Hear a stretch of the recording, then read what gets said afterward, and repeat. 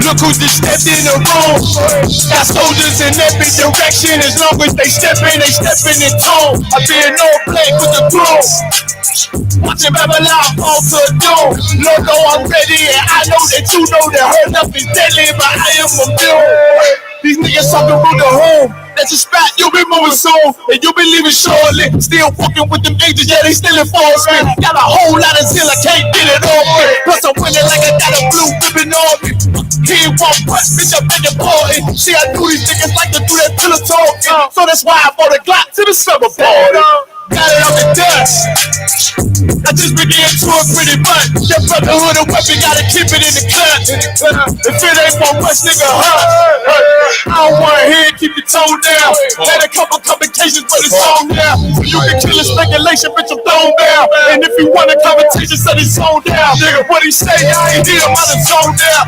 Can't walk, this a low bound. I'm 44, I'm on another level with it. These niggas never listen, so I let the devil get his ass. I try to tell you, I'm a rebel nigga. Better be careful if you ever think I'm stepping in my pants. Cause it ain't no game, no stay in your lane. Now I'm playing twisted metal with his ass.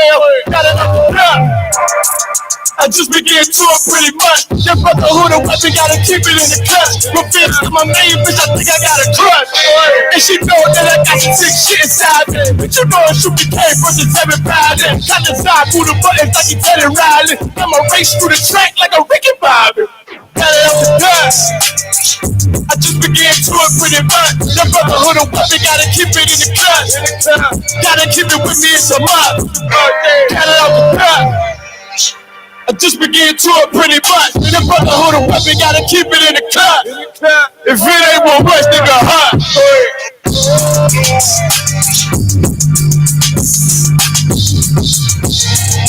I guess I was right, black.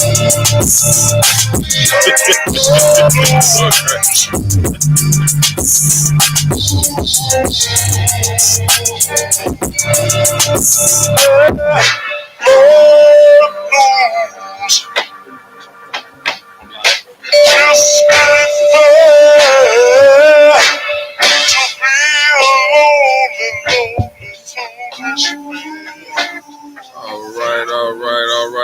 Clap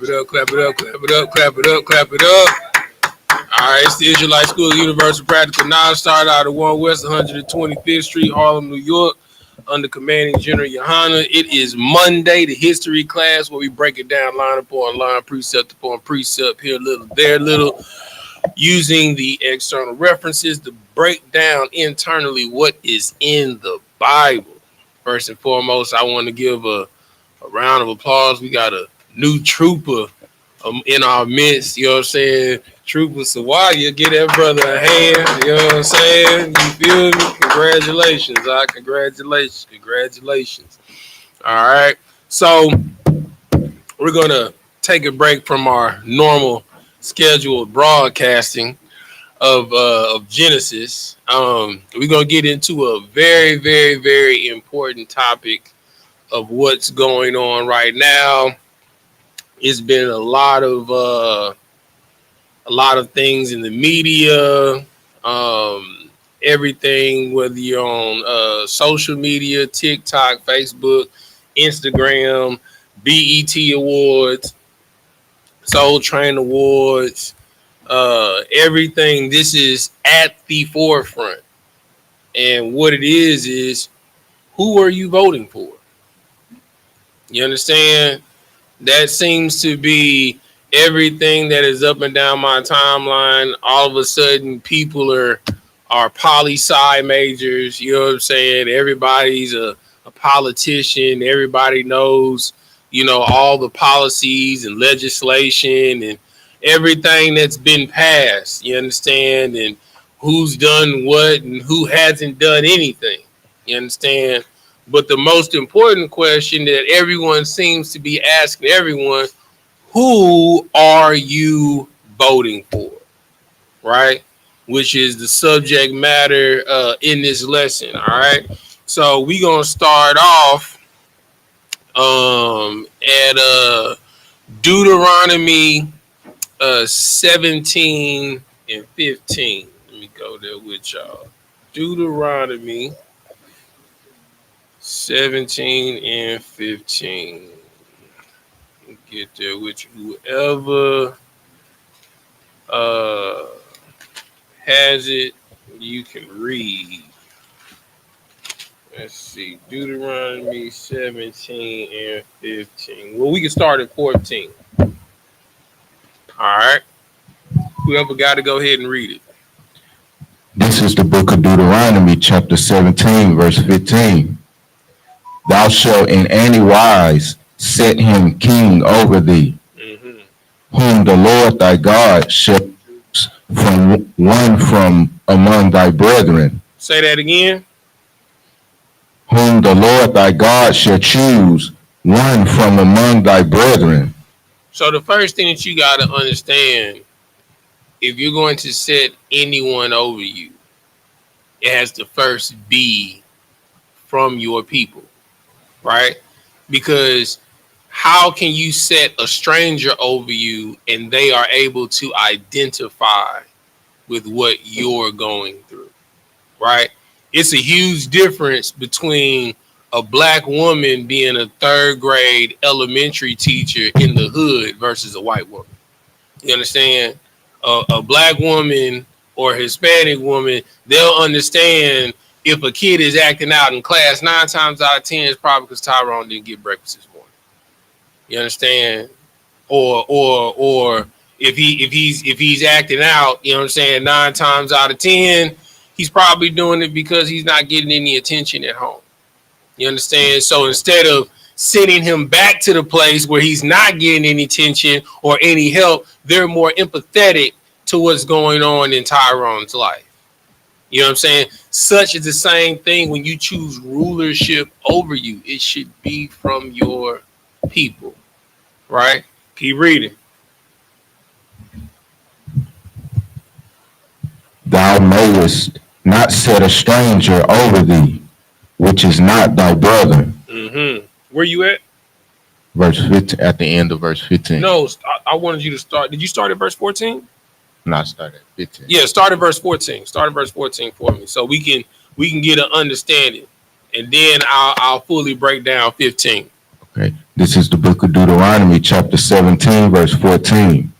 When thou art come unto the land which the Lord thy God giveth thee, and shall possess it, and shall dwell therein, and shall say, I will set a king over me, like as all the nations that are. This is the key part right here that he's reading. Read that. Like as all the nations that are about me. You understand? The first thing that you got to understand, well, I'm going to ask this question, right? And anyone can answer it. What are we a nation of? Malakia? We're a nation of kings. Say it again. We're a nation of kings and priests. Give that brother a hand. All right. So if we're a nation of kings and priests, why do you need a king over you? Right? That means I'm a king. You a king. Well, you a prince right now. You don't got your own house yet. You a prince. You know what I'm saying? You a king and you a king. You understand? We are a nation of kings and priests, and that is how it has always been, right? And the reason why I'm having you read verse 14 first is because this is very important, and this is how you know that this book is about us, right? We wouldn't okay with just who we are, right? We wanted to be like everybody else. Well, everybody else got a king while we don't got a king. Because we don't need a king, because we are a righteous people. Every man is a king. Every man has the capacity to rule righteously and judge matters in the earth. You understand? It should be like if Moab and Ammon is beefing, they should be able to get the greatest of us and the lowest of us from if they found any Israelite off the street, like, look, man, we need you to decide this matter. We would be able to do that because The scripture says, you train up a child in the way he should go. When he is older, he will not depart from it. We have been groomed to be judges from childbirth, masters of the law. You understand? But we wanted to be like everybody else in the world. We wanted to have a king rule over us when it was never so. You understand? And that has always been our downfall. Looking outside for validation instead of taking care of what's inside. All right. Now read verse 15. Thou shalt in any wise set him king over thee. And somebody, each one of y'all hold one of the scriptures. Somebody give me Hosea 8:4. Somebody give me 1 Samuel 9:15. Then somebody give me Jeremiah 30:21. Read what you got, Sawadia. Thou shalt in any wise set him king over thee, whom the Lord thy God shall choose. Now, this is the the second major point. The person that you're going to put over you is going to be someone that the Lord chooses. You understand? So when you're asking yourself, who am I going to vote for? The most important first question you need to ask yourself, is it someone from among your people? You understand? Next question you should ask yourself, well, did the Lord choose this person? You understand? Keep reading. One from among thy brethren shalt thou set king over thee. Thou mayest not set a stranger over thee, which is not thy brother. Which is what? Which is not thy brother. You understand? So no Edomite, no Moabite, no Ammonite, no Japhite, no Assyrian. You understand? No other nation, nobody. You're not supposed to set no other nation over you, because they're going to make sure that they're constantly at the top and you're at the bottom to serve them. All right. Whoever has the first scripture that I asked for, Hosea 8:4, go ahead and read it.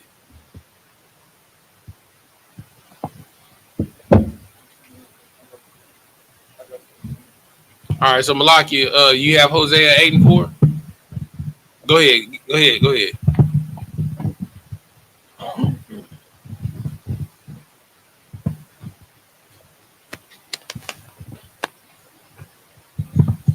This is the book of Hosea, chapter 8, verse 4. They have set up kings, but not by me. Say that one more time. They have set up kings, but not by me. You understand? When they voted George Washington in, you understand? They set up a king that was not of the Lord. You want to know how? Because blacks, Hispanics, and Native Americans were killed in order for him to rule. You understand? When DeSoto came, you understand, blacks, Hispanics, and Native Americans were killed so that they can rule. You understand? When Thomas Jefferson was in office, blacks, Hispanics, and Native Americans were killed so that they can rule. You understand? Through every administration, all the way down to Reagan, blacks, Hispanics, and Native Americans were killed so that they can rule. Every war that we have fought in, blacks, Hispanics, and Native Americans have been killed so they can rule. You understand? You shed your blood for a nation that doesn't care about you. You understand? All you have to do is think about Emmett Till. All you have to do is think about Alton Sterling. All you have to do is think about Sandra Bland. All you have to do is think about Philando Castile. I'll do even one better. Think of every officer, soldier in the Army, Marine Corps, Air Force, in the Navy, hell, even the Coast Guard that came home from war in their uniforms that was hung in them, that was lynched in them. You understand? Like, you had brothers that were decorated heroes that were hung in their uniforms. You understand? But yet, you continue to vote and have faith in a faithless nation. You understand? You continue to set kings over you that the Lord has not chosen. Start over. Read that one more time. They have set kings, but not by me. Mm-hmm. They have made princes, and I knew it not. Of their silver and their gold have they made them idols, that they may be cut off. So, one thing that you have to always understand in this political regime that we are dealing with, it's never about the people, and it's always about the money. You understand? Like, somebody Google real quick, what is the United States deficit right now? Somebody look up what is the debt of the United States of America. Somebody pull that up real quick. I know it's an astronomical number. Yeah, we for sure that.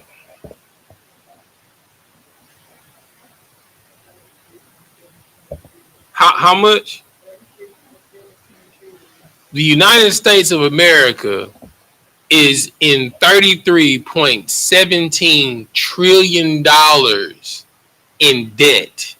You understand? So now somebody look up when the last time the United States was not in a deficit. Ooh, that's a heavy question. When was the last time the United States was not in debt? Look that up. When? The last time the United States government, the United States of America was not in debt was 1835.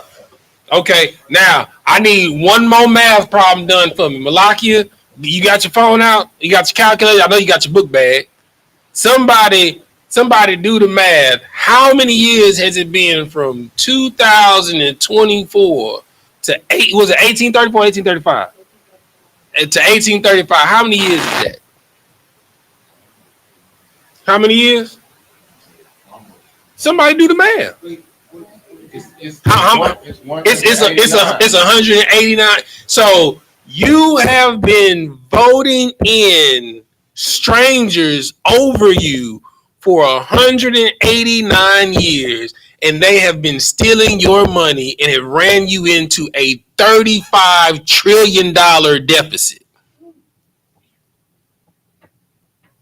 This is what happens when you put strangers over you.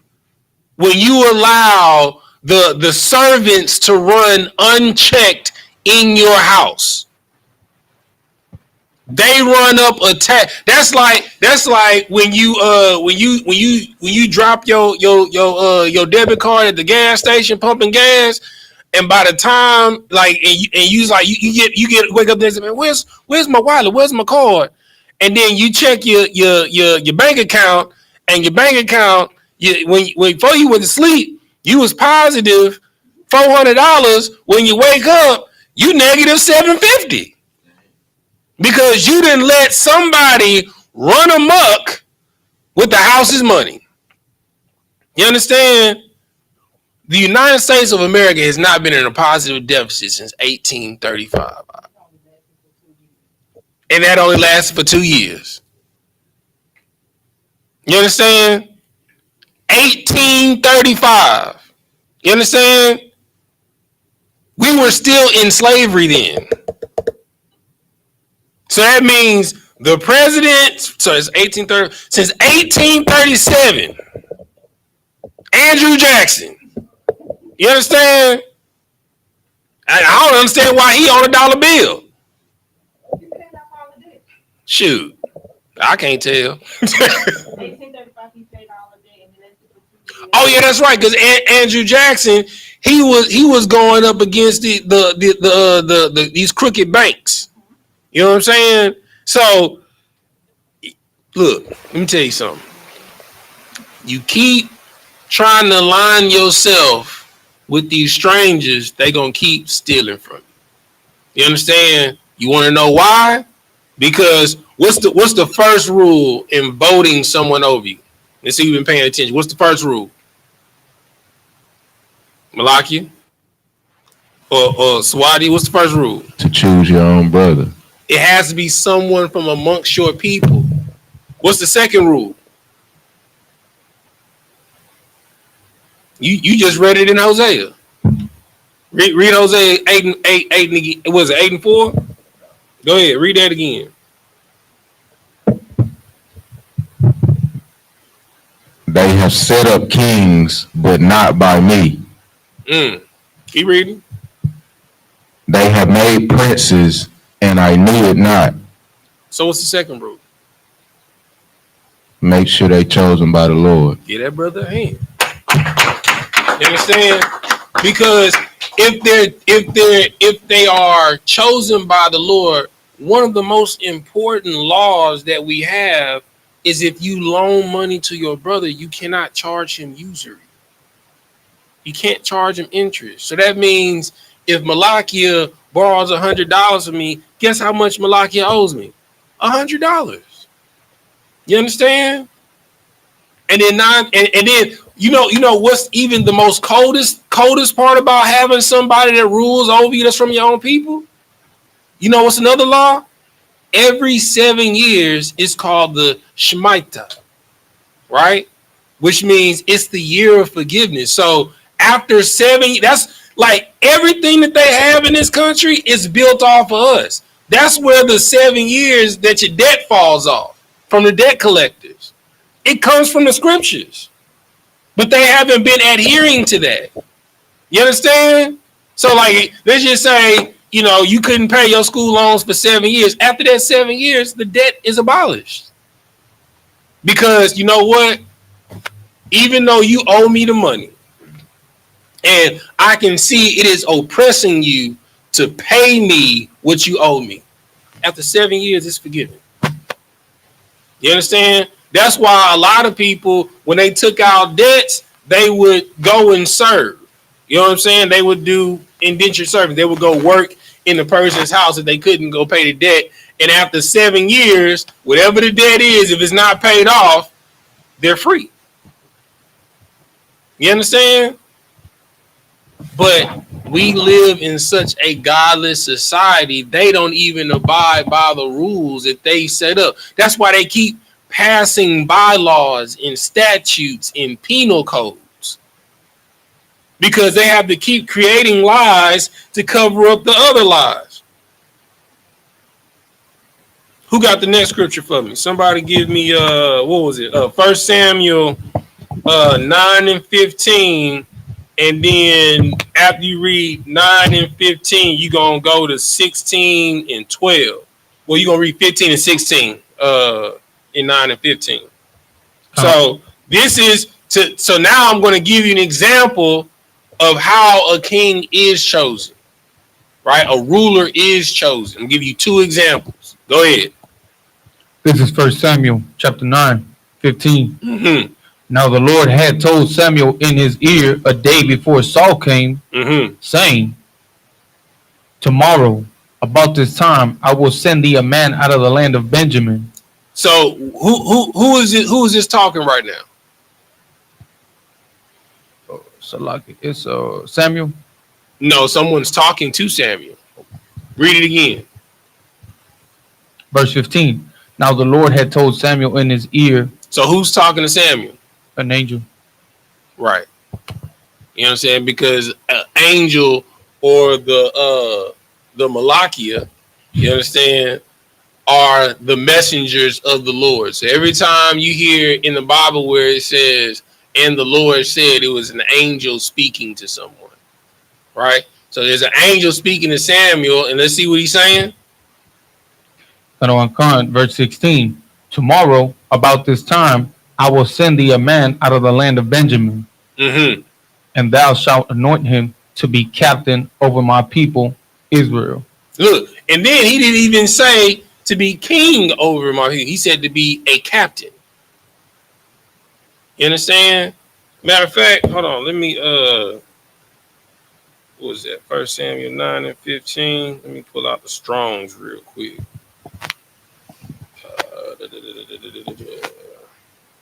First Samuel 9:15. Where's that word?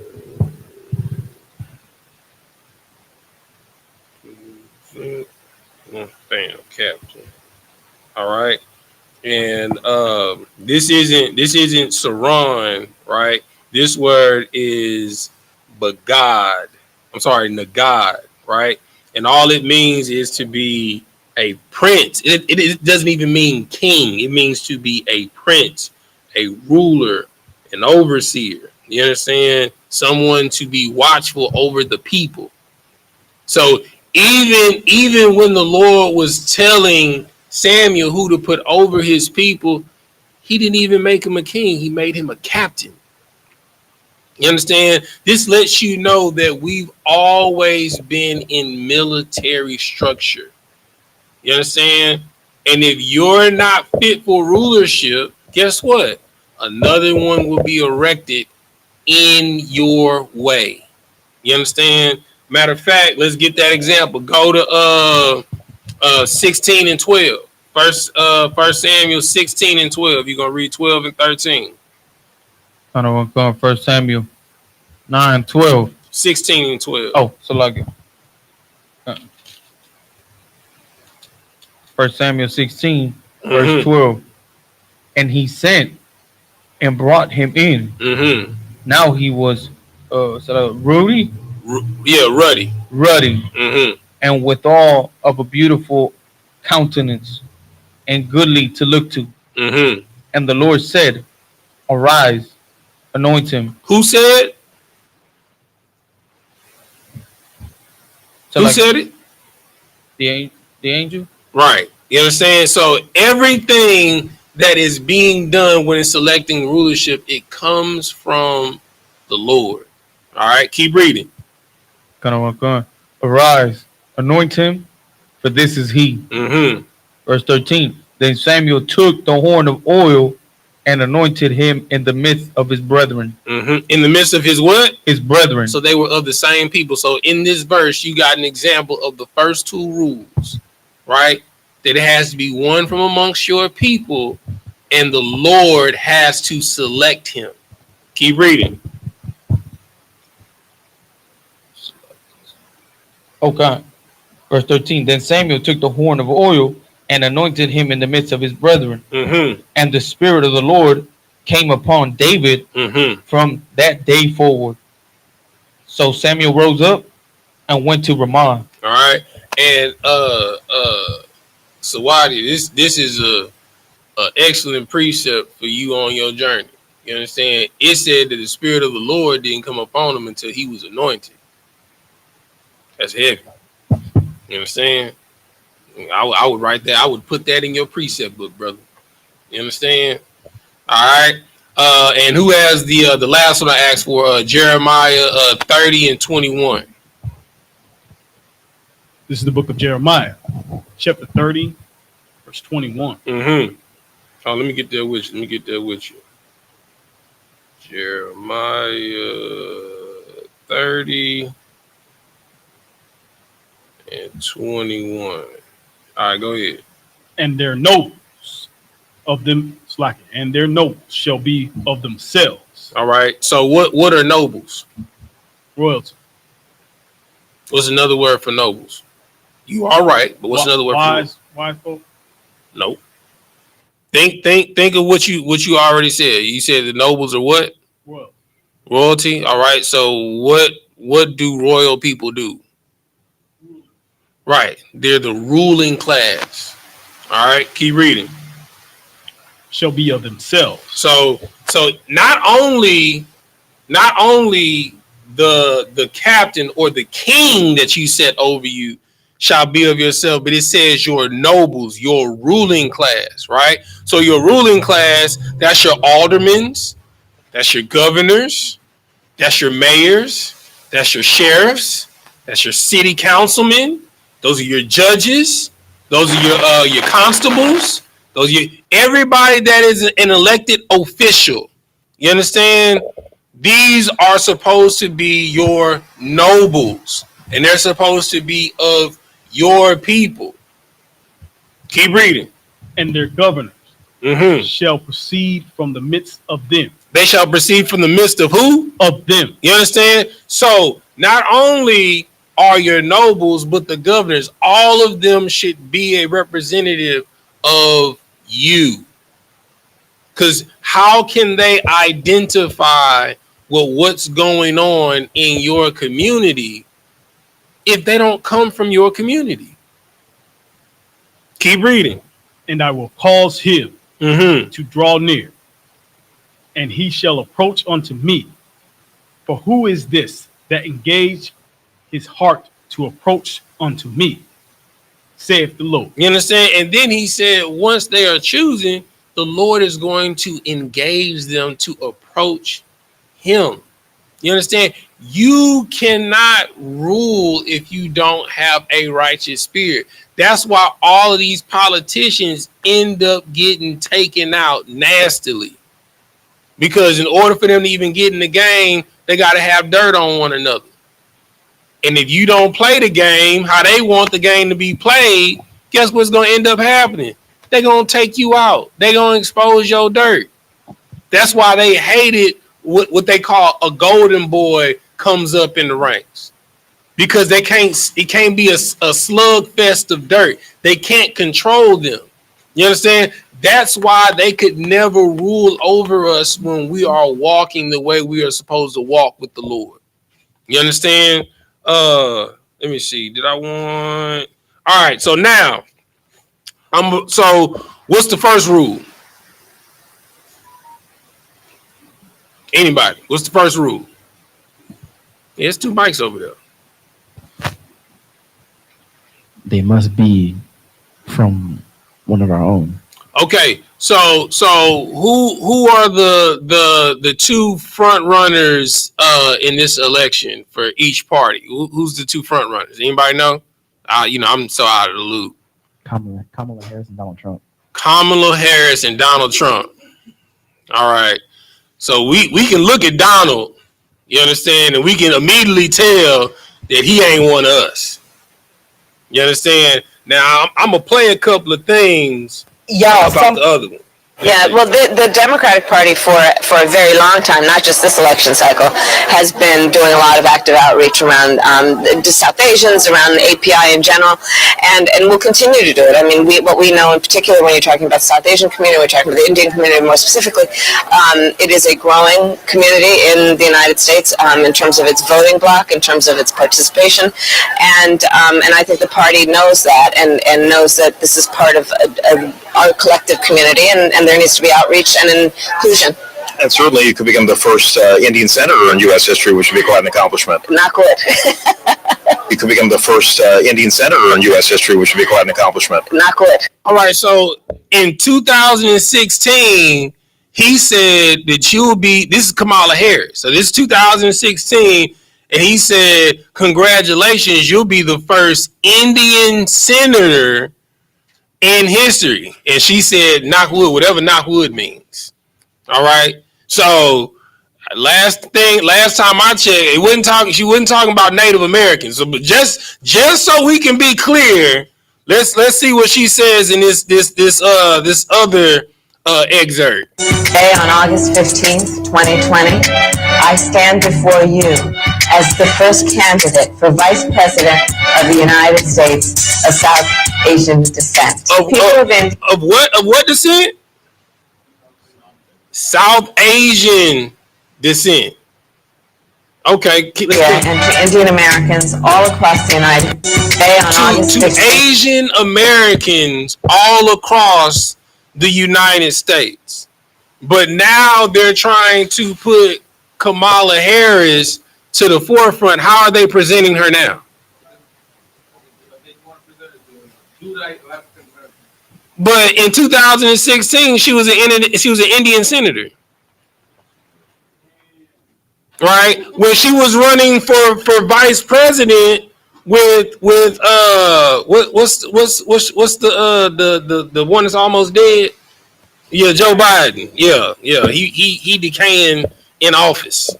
You understand? When she ran for vice president on Joe Biden's ticket, she ran as an Asian American to pull the Asian American vote. Now, let's find out one more thing. When they asked her a direct question dealing with, let's see, is it right here?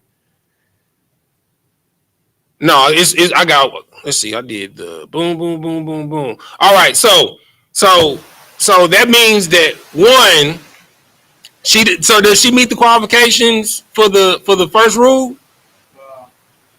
Okay, so she don't meet the qualifications for the first rule.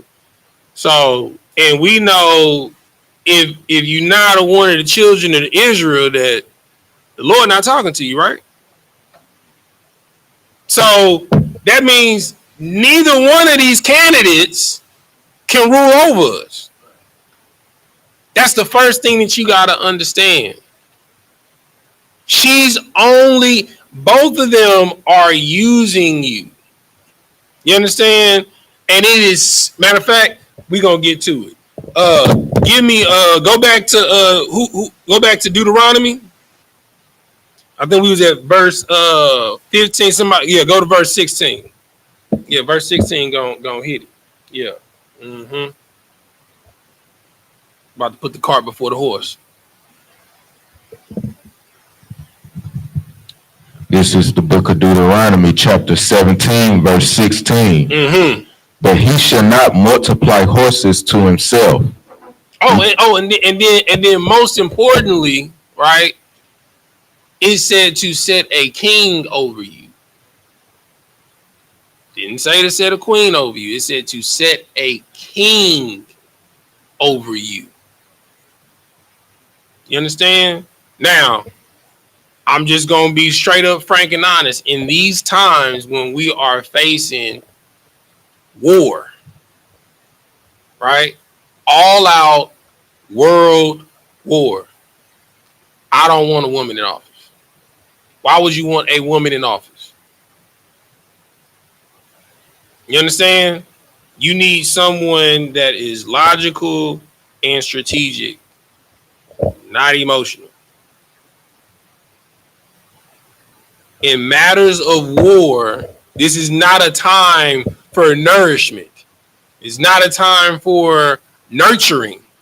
This is not a time for healing. And if we're breaking down the genetic makeup of how we are designed, men are designed for war. Period. You know what I'm saying? Trump gonna cut somebody's head off. Now, he not of us.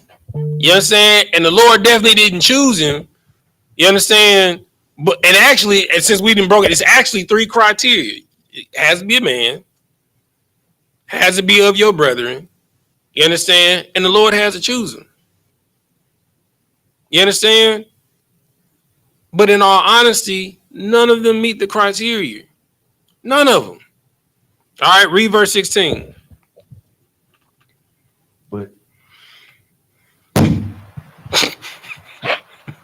But he shall not multiply horses to himself. Try the other mic. That's probably the one to be going in and out.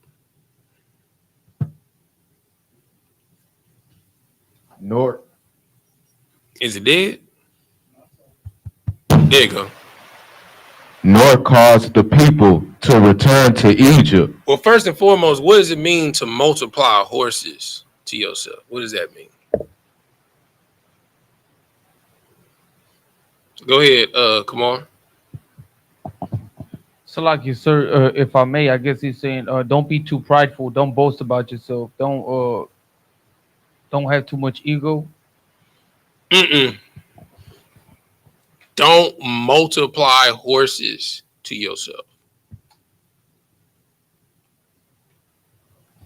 Sapar, what you got?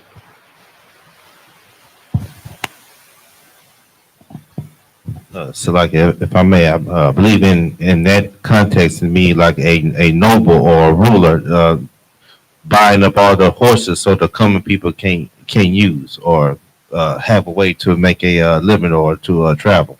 You're close, but that's not it. He's on it, but it's very simple. I mean, it's literally saying multiply horses to yourself. No, I give one more guess.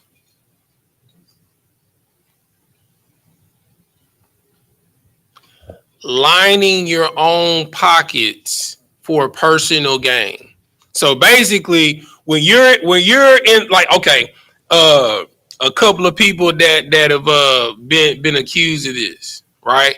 So George Bush Sr., right, when he was president, his son was he's either the CFO or one of the chief executive officers, or he sat on the board of Halliburton.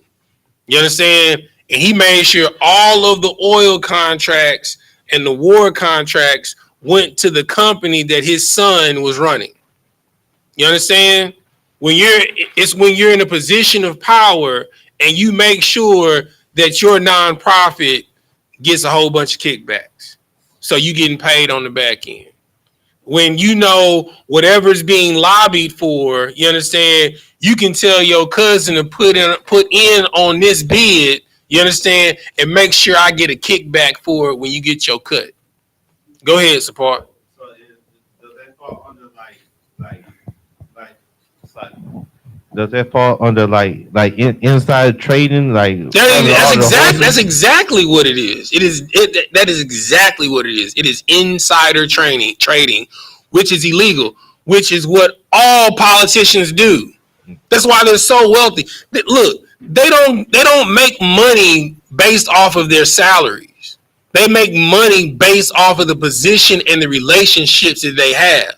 Like, whenever people in their precincts, in their districts, in their parishes come to them and be like, look, man, we need this. And they'll be like, well, if you need this, what are you going to do for me? You know what I'm saying? Election season is coming up, and I need donations. You understand? Well, I can't just openly, he's like, you don't got to openly give it to me. I want you to donate it to this fund. And that fund is something that they're over, like the Clinton Foundation. Like when Haiti had that huge earthquake. You understand? The Clinton Foundation. Somebody look up how much money was donated to the Clinton Foundation during the Haiti earthquake. Somebody look that up for me real quick. Somebody look up for me how much money was donated to the Clinton Foundation for the Haiti earthquake.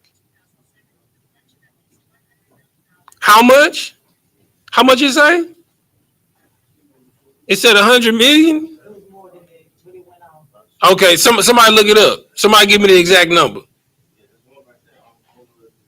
So I just wanted to let you know the Clinton Foundation, they took money for the Haiti earthquake to build new houses, new buildings, and new infrastructure for Haiti. So somebody look up how much did the Clinton Foundation get for the earthquake. If they give you a roundabout, I got it. Hold on. Let me ask Finn.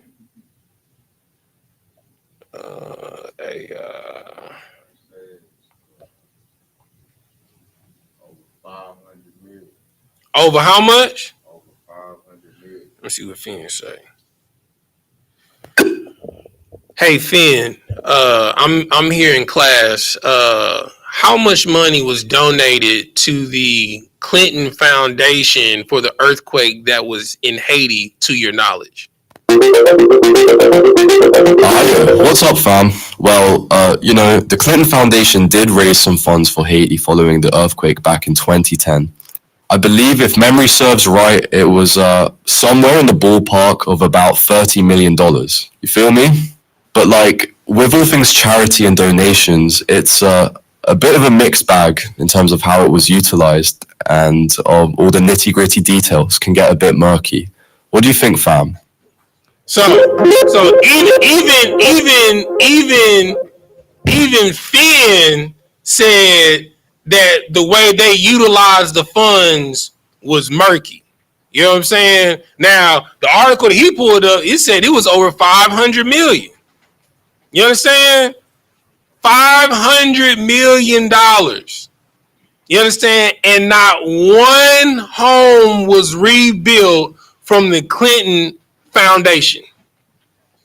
That's what it means when it talks about don't multiply horses to yourself.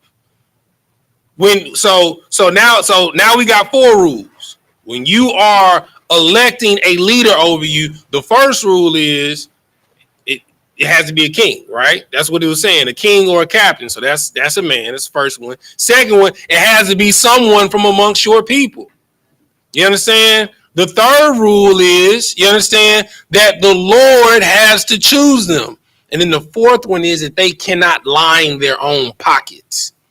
That alleviates 90, I really want to go on a limb and say 100% of all the people that are in politics today. All of them lobby to line their own pockets. They lobby and broker deals for people that they have relationships in so they can get kickbacks on the back end. And then it's all tax deductible because it goes to their nonprofit organizations. Keep reading. Let's find out what the next rule is.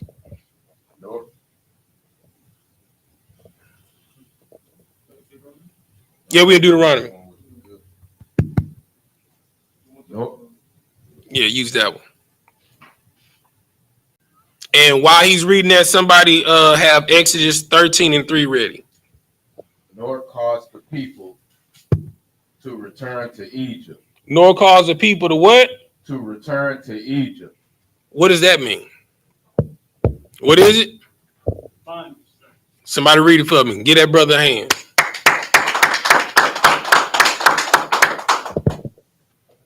Exodus 3:3.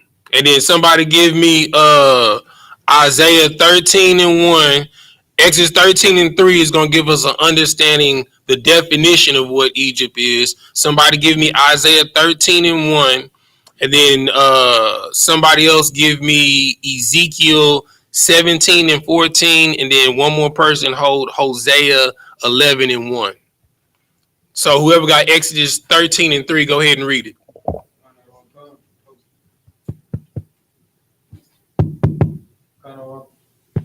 Hey, Sawadi, come behind here. The second knob closest to me at the top, the second knob, yeah, turn that up a little bit. Talking to it now?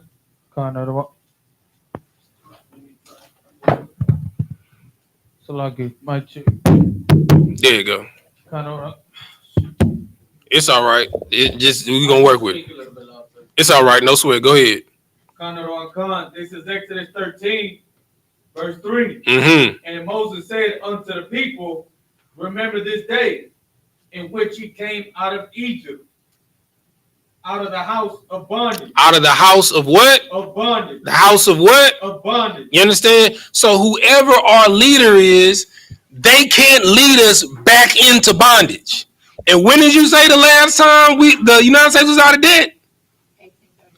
So no, it's 35. Oh yeah, the 1837. Right. So you're right, 1837. Right. So we've been electing people for 189 years that took us from a positive deficit in 1835 to 35 trillion in 189 years. This is what happens when you pick someone that isn't a man, that isn't amongst your brethren, that isn't someone that the Lord chose, that multiplies horses to themselves. And guess what? They've been leading you into bondage for 189 years. You thought that you got the Emancipation Proclamation, that you was free, and they've been selling this whole nation into slavery. I don't know if you knew. Matter of fact, I'm about to blow your mind. Somebody look up how much. There we go. Somebody look up How much is the White House for sale for? I bet you didn't know that the White House is for sale right now. Bet you didn't know that. Somebody look that up.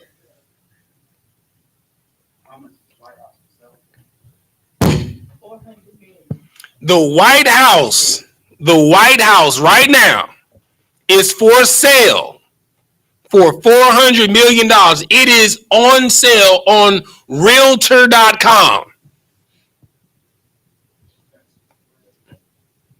The White House. I bet you didn't also know that there have been the floor of Congress. It's been closed for some time now.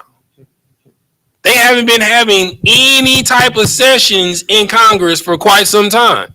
It's because the White House is for sale. Because they have literally ran the nation into the ground. And they're trying to confuse you in this dog and pony show, you understand, of who to vote for. What you got? That was in 2017. How? 1.5 billion. The price has gone up. It's 1.5 billion now. That's how much the White House, but it's for sale. But they say they're not putting a price on it because of what it is. So you never know what the price will become once somebody is able to put a price on it. Now watch this. I bet y'all didn't know that China owns majority of the monuments on the Washington Monument.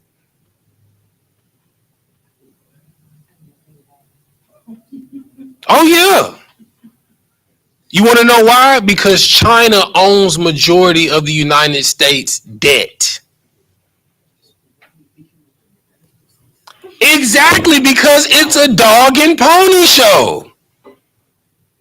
That is the reason, the purpose for this class of who are you voting for? Do you even know?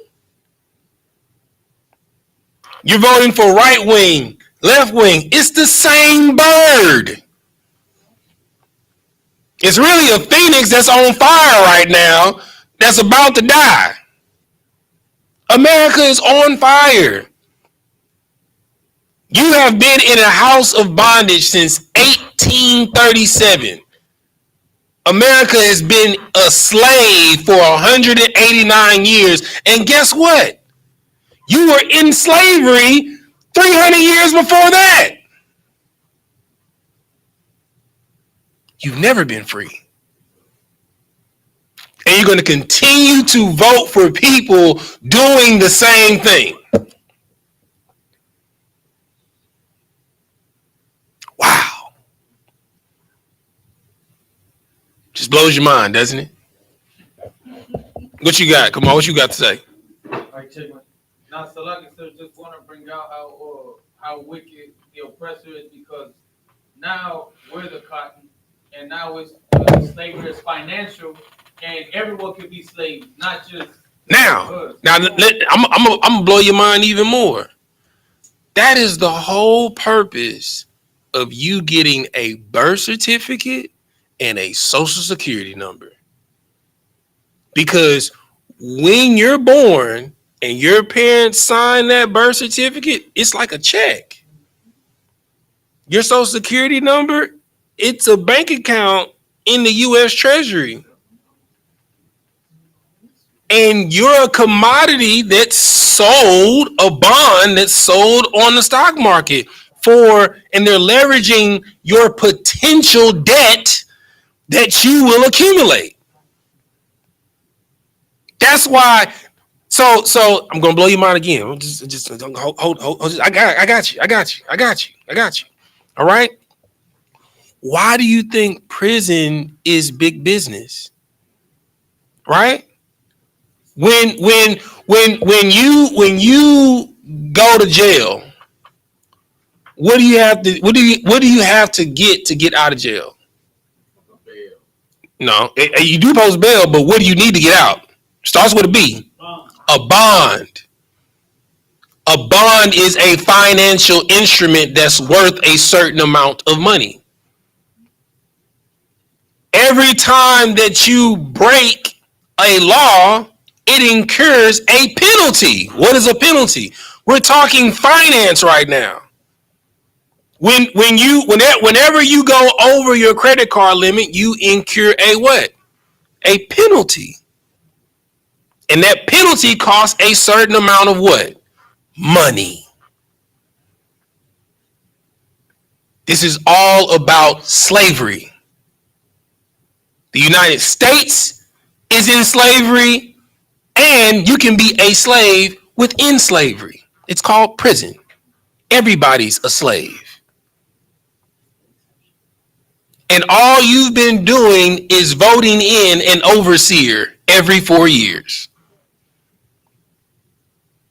to put you further and further into slavery. You're never supposed to be in debt. And after 7 years, your debt's supposed to be cleared.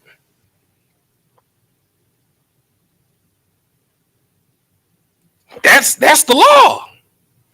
This is why you're supposed to vote someone in, A, from amongst your people. They know the law. And then B, someone that the Lord has chosen. So they rule righteously. All right. Somebody give me the, what was the next scripture I asked for? Somebody give me Isaiah 13:1.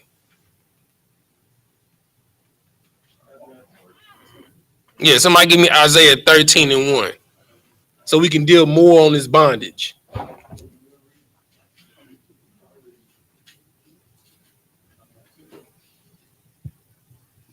Whoever got it, go ahead and read it. Quick. This is Isaiah 13, verse 1. Mm-hmm. The burden of Babylon. The burden of what? Of Babylon. The burden of what? Of Babylon. Go ahead. Which Isaiah, the son of Amos, did see. Mm-hmm. Verse 2. Lift ye up a banner upon the high mountain. Exalt the voice unto them. Hold on. That ain't it. Hold on.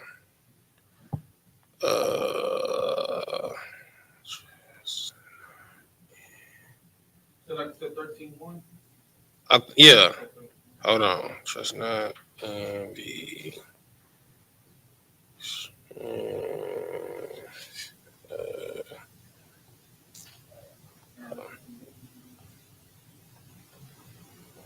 Oh yeah, no, that's right. Keep reading. You should be at verse 2. Verse 2. Mm-hmm. Lift ye up a banner upon the high mountain. Exalt the voice unto them. Mm-hmm. Shake the hand, that they may go into the gates of the noble. Verse 3. I have commanded my sanctified ones. I have also called my mighty ones for mine anger. Hold on. No, you're not in the right script. Isaiah 30:1. Oh, Salakia 31. I heard 13. No, Salakia. 31. Number research. Yeah, go ahead. This is Isaiah 30, verse 1. Mm-hmm. Woe to the rebellious children. There you go. Say it one more time. Woe to the rebellious children. Mm-hmm. Said the Lord. Take counsel, but not of me. That do what? That take counsel, but not of me. You know, call Megan Thee Stallion. You know what I'm saying? Call Quavo so we can have a press conference. You know what I'm saying? Call Beyonce. Call Jay-Z. You know what I'm saying? Like, call the pastor. Call the pastors. You know what I'm saying? You feel me? They taking counsel now, and I'm gonna share something else gonna blow your mind. What does every single church have in common?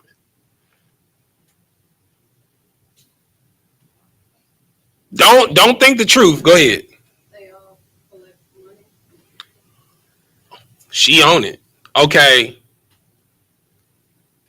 From a government standpoint, They don't pay taxes.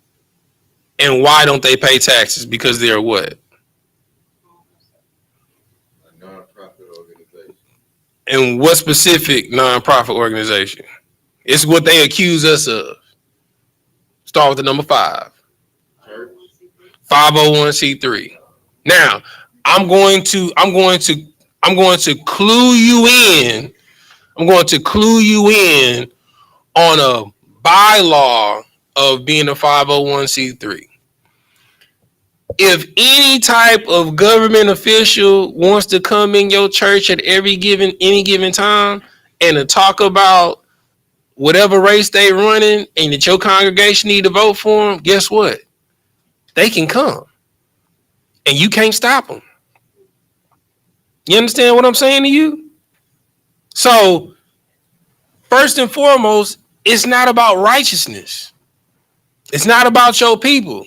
Cause what's old boy, the white boy that used to be mayor of Houston. His name was Bob something. Can't even think of his name. Oh, what's his name? No, it don't matter. But I didn't have so many aldermen's, like when I was in the world, because I used to go to like a mega church, I used to go to Brentwood Baptist Church. I'm talking about state representatives, senators, sheriffs, constables, even George Bush then came through there. Junior, not senior. You know, Junior, he really don't mess with black people at all. You know what I'm saying? I'm talking about Junior. You understand? So they're all able to come in there to push their cause. And guess what? For 189 years, their cause has never benefited who? Blacks, Hispanics, or Native Americans. Hell, it ain't even benefited their own people. So if it hasn't benefited they people, how do you think it's going to benefit you?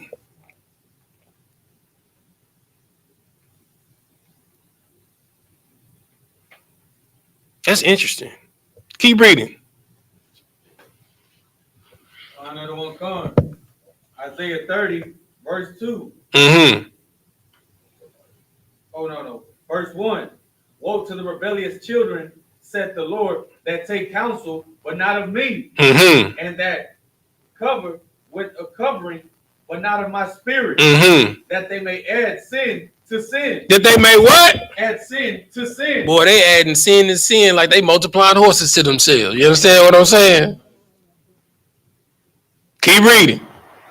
Verse 2. They have watched to go down into Egypt and have not asked at my mouth. You understand? They not even inquiring of the Lord. You understand? They just want what America wants. You understand? And I don't think you understand the world that we live in right now. Anybody see the opening to the Olympic Games? You understand? You didn't see it? Would anybody like to share with her what the opening of the Olympic Games was? What mockery they made? So like I said, if I'm not mistaken, I believe they mocked the 12 disciples in the Last Supper, and I believe it was the Greek gods they were. No, well, so basically, so they made a reenactment of the Last Supper, and it was all homosexuals and transvestites and queers. You understand? It made such an uproar in the earth. You understand that the sponsor was like, y'all letting too much out now, so we got to back up off this. We got to make it seem like we not with y'all. So we gonna pull a couple of sponsorships, but y'all, it ain't time yet. You understand? They literally had the rider that brought in the torch to come in on a pale horse in front of a Baal statue. Because it is this. Somebody give me I'm about to tell you why. I'm about to tell you why. Somebody go to Job. Somebody. Thank you.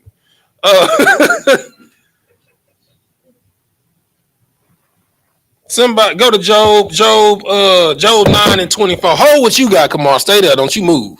Somebody else give me Job 9:24 to answer Malachi's question. Just to kind of break some concepts, the crazy part, kind of the retract, we talk about being in bondage. When I speak to a lot See if that might work. Just give it a nice whack-a-mole one time. See if it'll work. Mic check. This is the book of Job, chapter 9. No. Go ahead and say what you was gonna say. Come on, you might just have to talk loud into the mic. Mic check. Yeah, all right, whatever. Go ahead.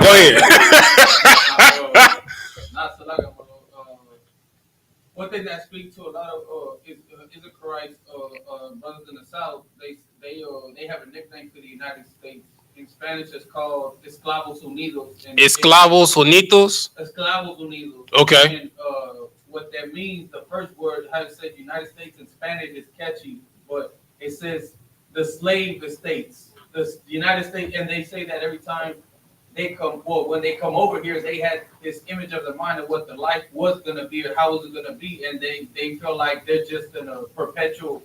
You in a rat race. They're in a rat race. You in a rat race. You a hamster on a wheel. You understand? Like, it's to the point, like, and I know, well, us being in the truth, we realize it. The world is just now starting to realize it, but time is sped up. Time has sped up. And it's like you go to sleep on Monday and wake up on Friday. You don't even understand where the week is gone. You in such a hypnotism of slavery that you don't even have control of your time. It's like you go to sleep to wake up and wake up to go to sleep. You don't even have, and I know it's with me. And I love, y'all know how much I love cooking. I don't even have the strength or to come home and cook. And y'all know how much I love cooking. I'm a chef. You understand? I've been supposed to be, I didn't let 2 whole chickens go bad trying to cook and come home and pass out on the sofa. And then my alarm going off, it's 5:30 in the morning. Time to get up. And then I hit the snooze button 3 times on that. Because for some reason, you never get enough rest. You get off for the weekend, but you get off just enough time to wash your clothes. By the time you done washed your clothes, by the time you done cleaned your house up, guess what? It's Sunday and it's 5 o'clock. You've had 0 time to yourself, 0 time of peace, 0 time to contemplate and build wealth to get out of this hell that we've been in for 589 years. Go ahead, sis. I feel like it also isolates you too. I was talking to the other day, and I keep telling her, I'm like, man, it get lonely because you're just in that cycle. Like, you don't have no community, you're not close with your family, nothing. So it's like you don't get no regular interaction. You don't deal with the people that you're slaves. So it's just like over and over and over and over. You understand? And it's meant to be like that. And the little time that you do have, you don't want to think about life. So we watch TV. You know what I'm saying? I don't know about y'all. I like wine. You know what I'm saying? I sip me a little wine. You know what I'm saying? I just slow down on my tequila. You know what I'm saying? Everybody know I like my Repo. Okay? But the little time that we do have, we don't even focus on us. We focus on being distracted from slavery. It's because you keep electing people that are not of your own, that the Lord has not chosen, that are multiplying horses to themselves, and they keep putting you in Egypt year after year. Does anybody know the first decree that the president makes every year when he's elected? Does anybody know? No. Every president makes the same decree. They state it. It's the first thing that they state when they come in office. Anybody know? I'll give you one more guess. No. They declare a what? Give that sister a hand. You understand? They declare a state of emergency. Does anybody know why? Because when you're in war, you don't have to pay off debts. And they keep operating off of war script. That's what money is. It's an IOU. Does anybody know what real money is? Blow my mind. Give that brother a hand. All right. Now, does anybody know what happened after Andrew Jackson was taken out of office? Okay, I'll bring it up closer. Does anybody know what Nixon did? Give that brother a hand. You understand? He made a law that every U.S. citizen had to turn in every piece of gold. So every necklace that you had, earrings, rings, bracelets, no one could own gold because they were putting us on the debt and credit standard. They were like, it's okay because I'm going to give you a certificate for your gold, a certificate for your silver. It was illegal for you to own gold because we're not going to operate on real money anymore. And this is going to put us ahead of everybody. We're going to operate off of debt.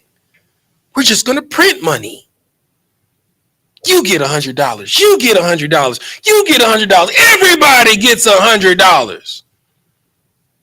That's why they was able to pop off them PPPs like that. That's how they was able to pop off them stimulus checks like that. Because they have to keep flooding the money. Because if the money stops, the bottom falls out of it because there's no real money. It's all debt. That's why if you ever get a paper bill, you know what it says on the back of it?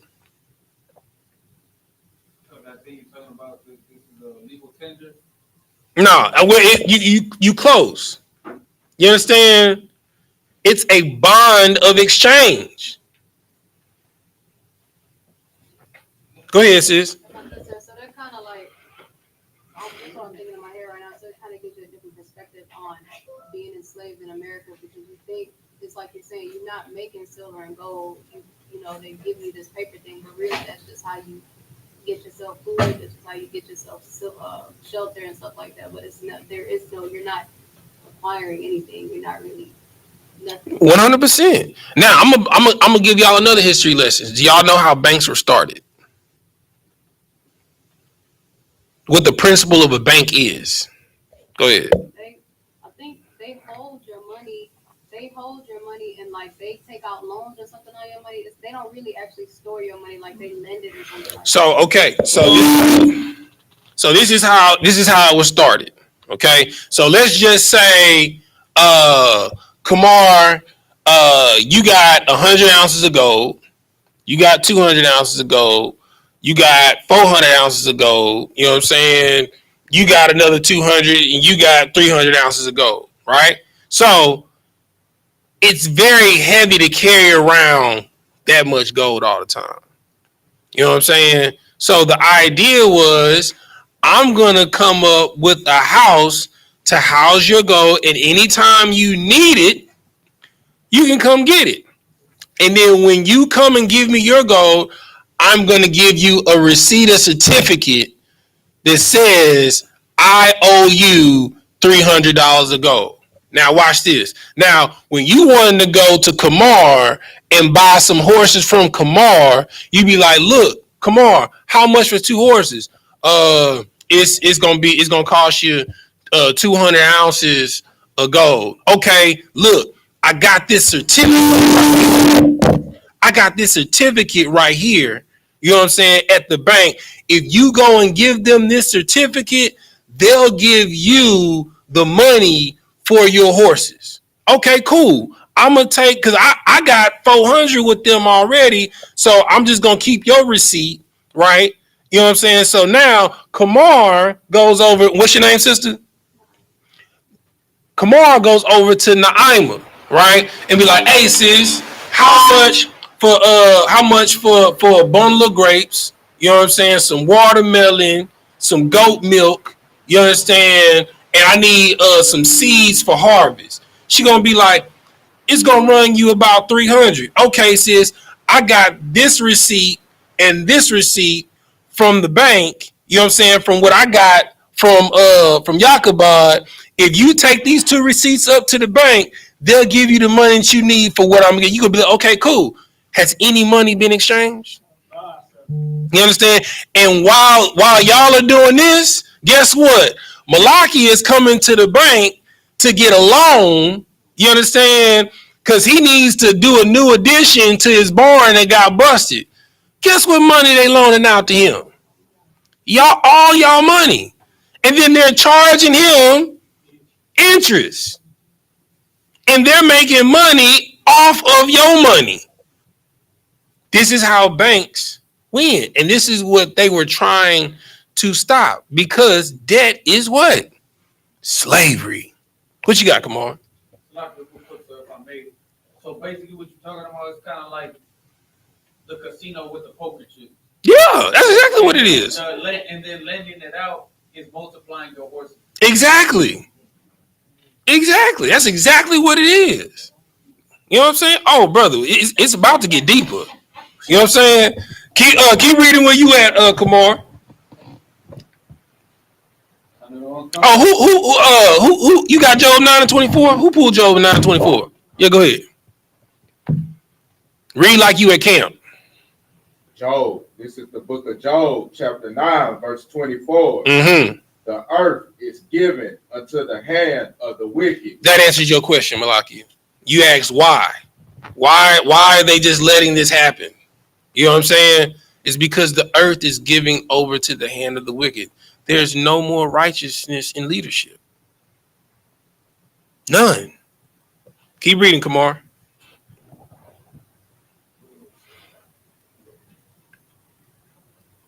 You were at verse 2. Verse 2. This is Isaiah 30, verse 2. Mm-hmm. They walked to go down into Egypt and have not asked at my mouth, to strengthen themselves in the strength of Pharaoh, and to trust in the shadow of Egypt. You understand? Everybody trusts in the shadow of America. Like Kamar just told us, you know, what the slang is for America in Spanish. You understand? You think it's the American dream, and it's really the home of the slave. You understand? Everybody comes to America for this dream, and it's really a nightmare. You understand? And this is why when most Americans go to other places and set up shop, they dominate, because everything, we don't sit still. You understand? We got to keep working. We got to get this money. You know what I'm saying? In Mexico, they got siestas. When they break, they break. You know what I'm saying? They chill. Like I done been down there on vacation, and when they go on break, you ain't gonna be able to find nobody. Because they at home chilling with their family, and they come back to work later. Because family values is more important. And that's what happens when you have someone like yourself in leadership. The white people may own those resorts, but guess who run them? Them. They look out for their own. When I go to these construction sites, guess what? Isupk got it right. It's time for us to get in line with our brothers and with our sisters. We got to look out for each other. You trying to vote for somebody else when you can build within yourself. Like they just came out with the numbers of the spending power per community. In the Black, Hispanic, and Native American community, you have over $20 trillion in spending power, your own, and we're the minorities. That's what they say. Yeah, that's what they say. Yeah, that's what they say, that we're the minorities. But you have the biggest spending power. It's a reason why they call you poor, because all of their businesses are set up in your neighborhood. If you realize the wealth that you had, you would kick them. It wouldn't be Walmart no more. It'd be Malakia Mart. You know what I'm saying? It wouldn't be Tarjay, it would be Yakaba Day. You know what I'm saying? You feel me? You know what I'm saying? It wouldn't be HEB, here everything is better. It says Tazadoc says everything's better. You know what I'm saying? Because you would move them out of your community. And what's going to happen is you're going to have these vacant infrastructures. You're just going to take hold of them. You're just going to seize them. Every other nation's racket is set up in your neighborhood. Do you even know who started the lottery? We did. Running numbers. That was started in the Black and Hispanic community. We started the lottery, and they made it illegal for us, and now the lottery and the scratch off is the biggest. Like, I get sick and tired. You want to know why I don't do scratch offs in the lottery? It's because it was ours. So why I'm gonna buy into their stuff? That was our business. We started that. They made it illegal for us so that they can profit off of it, and they made the racket. Now it's Powerball and the lottery, owned by them. All right, somebody give me the next one I asked for. What time is it? 8:32. Yeah, we got time. Ezekiel 17 and 14.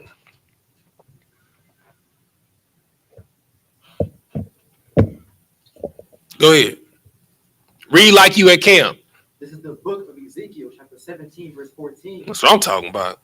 That the kingdom might be base, that it might not lift itself up, but that by keeping of this covenant it might stand. Say that by what? But by keeping of this covenant it might stand. The only way that our kingdom will rise is if we keep our covenant.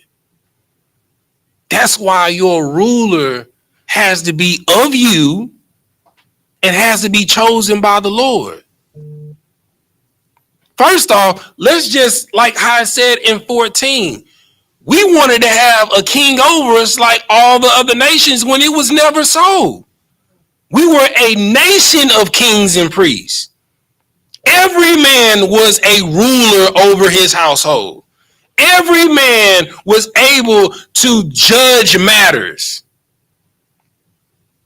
A situation break out. Hey, bro, we need to get a council to rule over this matter real quick. They'll grab 3 random brothers, you understand, in the community. All right, let's hear what happened. Okay, that's your side. Let me hear your side. Okay, you heard the matter? You heard the matter? All right, this is our ruling. Don't do it again. Move on. And if you was found sinning, they're going to stone you right there. No, I'm sorry, Salakia. That's wrong. They're going to bring you before the Levitical priesthood. You understand? Then they're going to have a major council. They're going to find you guilty. Then they're going to stone you. Because they was the only ones that was able to do it. That's who we are. We were never supposed to have kings. There wasn't no election. How I look like telling you what you can do in your household? What do I look like telling you you better let me in your house? What? That's why black men always getting arrested in that. Nigga, I'm not letting you in my house. That's why Hispanic brothers always boxing with the cops. You ain't about to handle me like that because they got machismo. Because within ourselves, we know we're royalty. You can't just talk to us and handle us any kind of way. And even with us knowing we gonna get arrested, you still got us messed up. I'm gonna talk bad to you in handcuffs in the back of that car the whole way to jail. You gonna feel like a boy by the time I get to booking. You understand? And you're going to probably try and give me a rough ride. And I'm still going to be talking noise, hitting my head all up against the car window and everything. Still talking noise. And they can't stand it because they know who you are. You just don't. You are electing the wardens over your prison, the overseers over your plantations. And then you elect the ones that are of us that's brainwashed. You know doggone well they was a snitch, a liar, a thief, and they was a brown nose when you was in school, and they got everybody in trouble. What you think they gonna do when they get in office and they your lawyers, your judges, your DAs, you understand, your what was Kamala's uh uh no attorney general, your attorney generals, you know what I'm saying? And that's another thing. Like, I need y'all to pay attention to these names that they're being elected to. Like, when you look up the definition of these names and what their positions hold, you be like, well, how come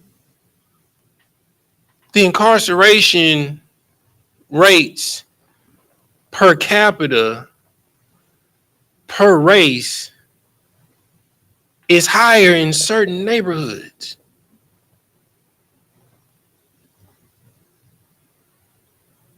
And then when you read this in the criteria for a ruler, the more you understand this, the more you understand the game. Go ahead, Malaki. A couple of classes ago, Sunday, mentioned that when under the Biden administration, she was I forgot what position she was, but Attorney General. she was like a D1 prosecutor for Black. Oh yeah. Made fantastic. So she was a district attorney, then she got elected to attorney general, then she became vice president. Oh yeah. Oh, I'm gonna get to it, brother. I got links that I'm gonna be playing. You know what I'm saying? But go ahead, read that, Ezekiel. What you got, Kamar? Oh yes, sir. So I do want to share this, because you're bringing up prosecution and we're talking about inmates and felons and on. So this past week, I was speaking to a couple of people that do like job fairs and stuff like that, and they were telling me that one of them had spoken to like a vice president of a big corporation, and he kept asking him, "Hey, why do they not hire felons? Why do they not do this?" And he sat him down. And long story short, the reason why they don't hire felons is because the moment you hire a felon, the insurance rates go up on the job, and they get fined every time that you hire a felon. So basically, if they want to hire a felon, you get because every time you hire someone, you have to get an insurance policy on that person that's working for you. And then not only that, every business is registered with the Better Business Bureau. That's a racket. Insurance. That's a racket. And all of it's set up for them to go back to prison because they make more money off of them in prison. Like, bro, listen, me and my wife, we went to my best friend Thomas' house to go drop off order of boudin. You understand? And when we was there, he just got his saddle redone. You understand? I'm talking about that thing was beautiful leather work. Guess where he got it done at? The Huntsville prison. When I say it's not the detailed leather work on his saddle, brother, it ain't on no horse. It's just sitting on the rack. It's beautiful. The purling, the braiding, the etching, and these is your brothers. You understand? That's doing this. No, he just called up to the person that's over the leather department, and it's a trustee. You understand? That's what a trustee is. It's a worker. So you have head trustees, and he knows the warden because his family grew up in Huntsville. His family owned like 100 and some acres out there in Huntsville. The Archie's been there since slavery. You understand? He gave us the whole breakdown. And he said whenever he need his saddle reset, He just called up there and he just go drop it off. And the head trustee come, it's a prisoner, like when you need it by, boss.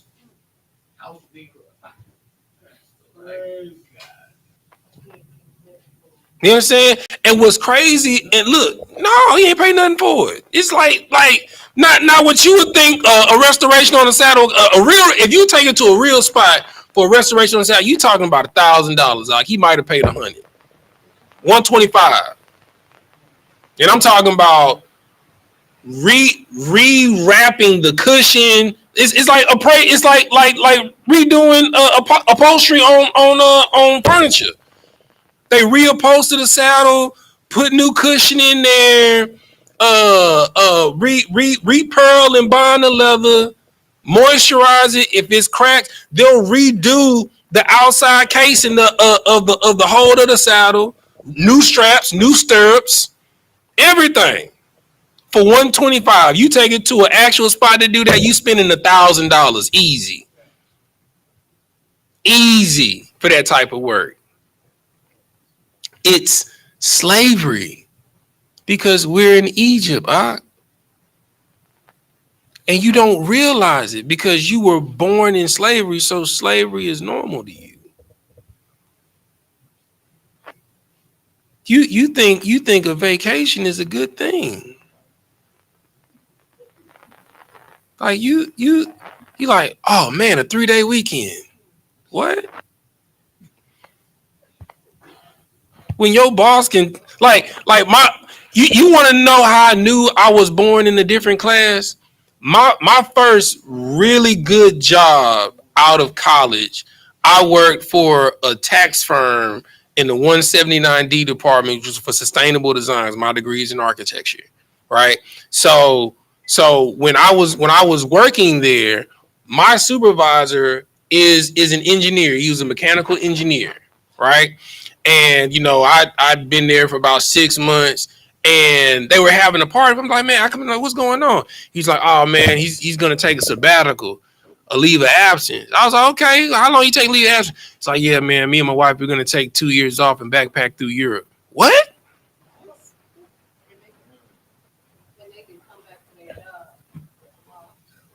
He's taking a 2-year sabbatical with his wife to backpack through Europe. They have a house. They have bills. They're taking 2 years off. It's paid, right? Yes. First off, to have in your mind, like, to even fathom taking time off and to know your bills is just gonna be paid at your house and you just off exploring. You know that most blacks and Hispanics don't even know what it's like to have a month off unless you fired. You know what I'm saying? All wives, if they go on maternity leave for too long, they'll fire you. You understand? They took 2 years off to go backpacking through Europe. But you think having a 3-day weekend, that's, hey man, 3-day weekend, yay. You're a slave. Go ahead, come on. So like I said, I'm just infuriated, but even then, like, I mean, now I can't really relate, but I speak to other people and they tell me how either just asking for 1 day off in advance it's crazy. They look at you crazy. You damn it, they want you to beg them just to get a day. Like, don't ask for a day off because they're like, what?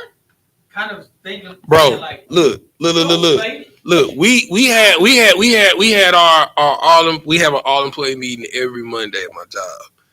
Our supervisor, he ain't had nothing to say. First off, my supervisor is my family member. He just looks like, look, man, I don't got nothing to tell y'all, bro. I know we've been working 8 weekends straight. 8 weekends straight. 8 weekends consecutively. You understand what I'm saying? 8 weekends straight.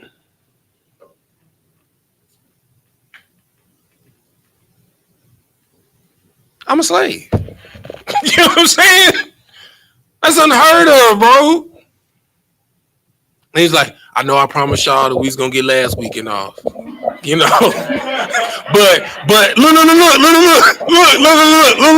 And then look, this is what he said. But if we push really hard this week, so you want me, we do work 8 weekends straight, and you want me to work even harder this week? And then maybe you might get off. And you know what's gonna happen? When you push even harder, he's like, oh, so they're able to reach this quota. Now this is the new quota. This is hell, huh? And you're voting for it. That's the crazy part. You're literally voting for the hell that you live in. And to tell this to someone in the world, it doesn't register. I literally had an argument with my father, him telling me why I should vote and me telling him why I don't. You're voting for someone to make change in the community. I'm in the community making the change that I want to see.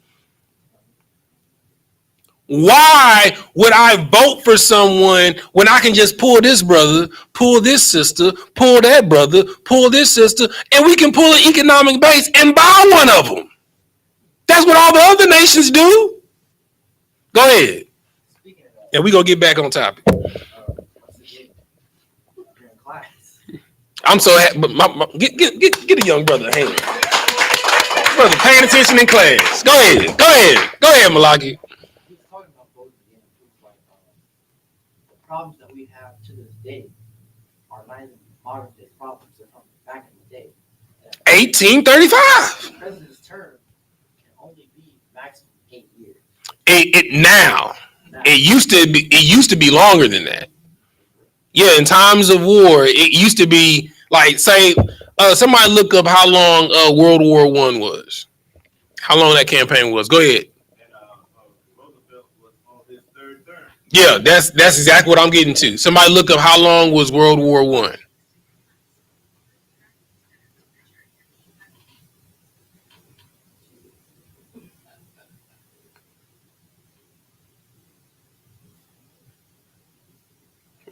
Y'all need me to ask Finn again? That had to be that had to be like the when it was broken. What y'all got? What you got? 4 years, 3 months, and 2 weeks.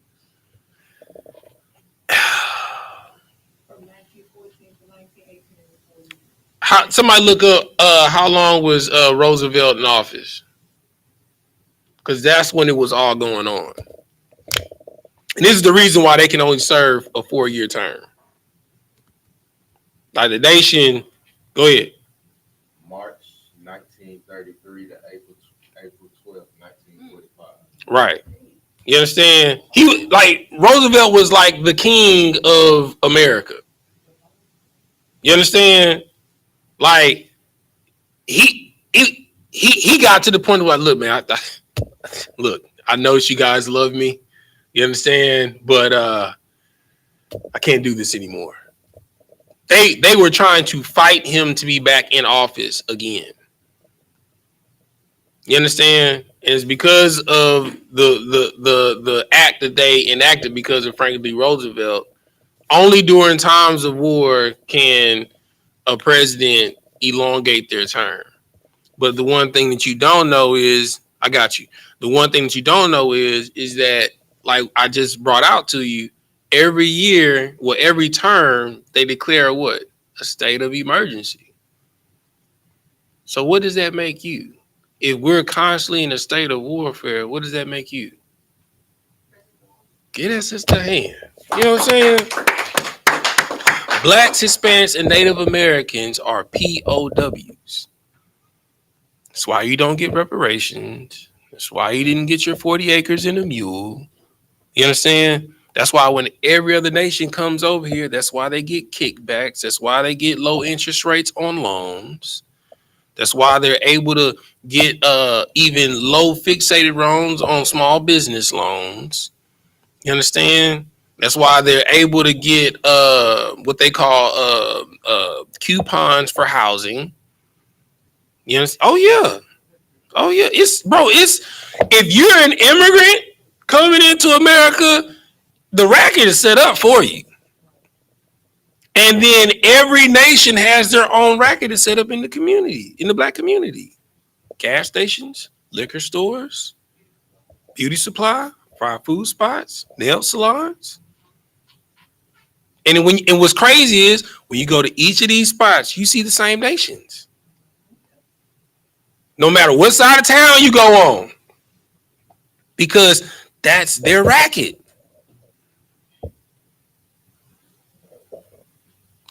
You have literally been set up. And the wool has been over your eyes. And the crazy part is, you keep voting for it. Yeah. Give me a thicker sleeping mask. You know what I'm saying? Give me the ones with the that you put in the freezer so I don't get bags under my eyes for being asleep for so long. You're voting for someone to come into your house and rob you. You're voting to be a slave. When all we have to do is separate. That's all we got to do. That's all we got to do. Do you know how many abandoned towns there are in America?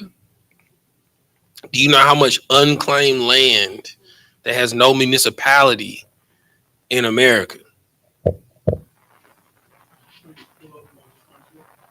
But you can Google this in your own time. I'm telling it's a ridiculous amount. So it's not a matter of like there are literally abandoned towns. I mean whole towns like fire stations, hospitals, houses, and they still got people clothes in there and everything. It was almost like some type of natural disaster happened and the whole town just is gone. It's there, but the people are gone.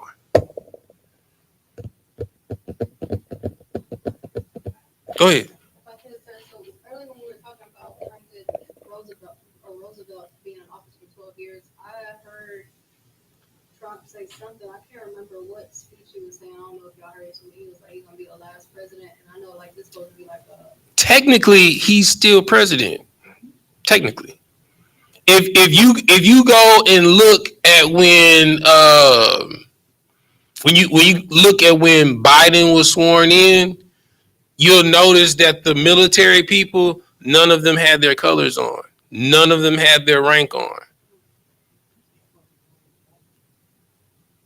That's why whenever, even though Trump wasn't in office, that's why whenever he rode, he still had the president brigade with him. Go ahead. So what I wanted to ask though was since we're like on the verge of, I don't know much about it, but like going to war, I don't know, with Russia or like on the verge of World War III. Yes, so would that put him in a position for him to do an extended term just like Roosevelt, like for 12 years? Yeah, that's look. I'm trying to tell you, man. Like it's about to get bad, and they distracting you with all this dog and pony. Drake and Kendrick don't matter. Kamala don't matter. Trump don't. It's all coming to an end. Like one thing that is consistent: Egypt failed. Assyria failed. Babylon failed. The Medes and the Persians failed. The Greeks failed. Every world power falls. And it's like they have you ODing on so many distractions, you can't even see that America is falling. America is not the leading in technology. It hasn't been for some time now. China just came out with photon chips that are based off of light.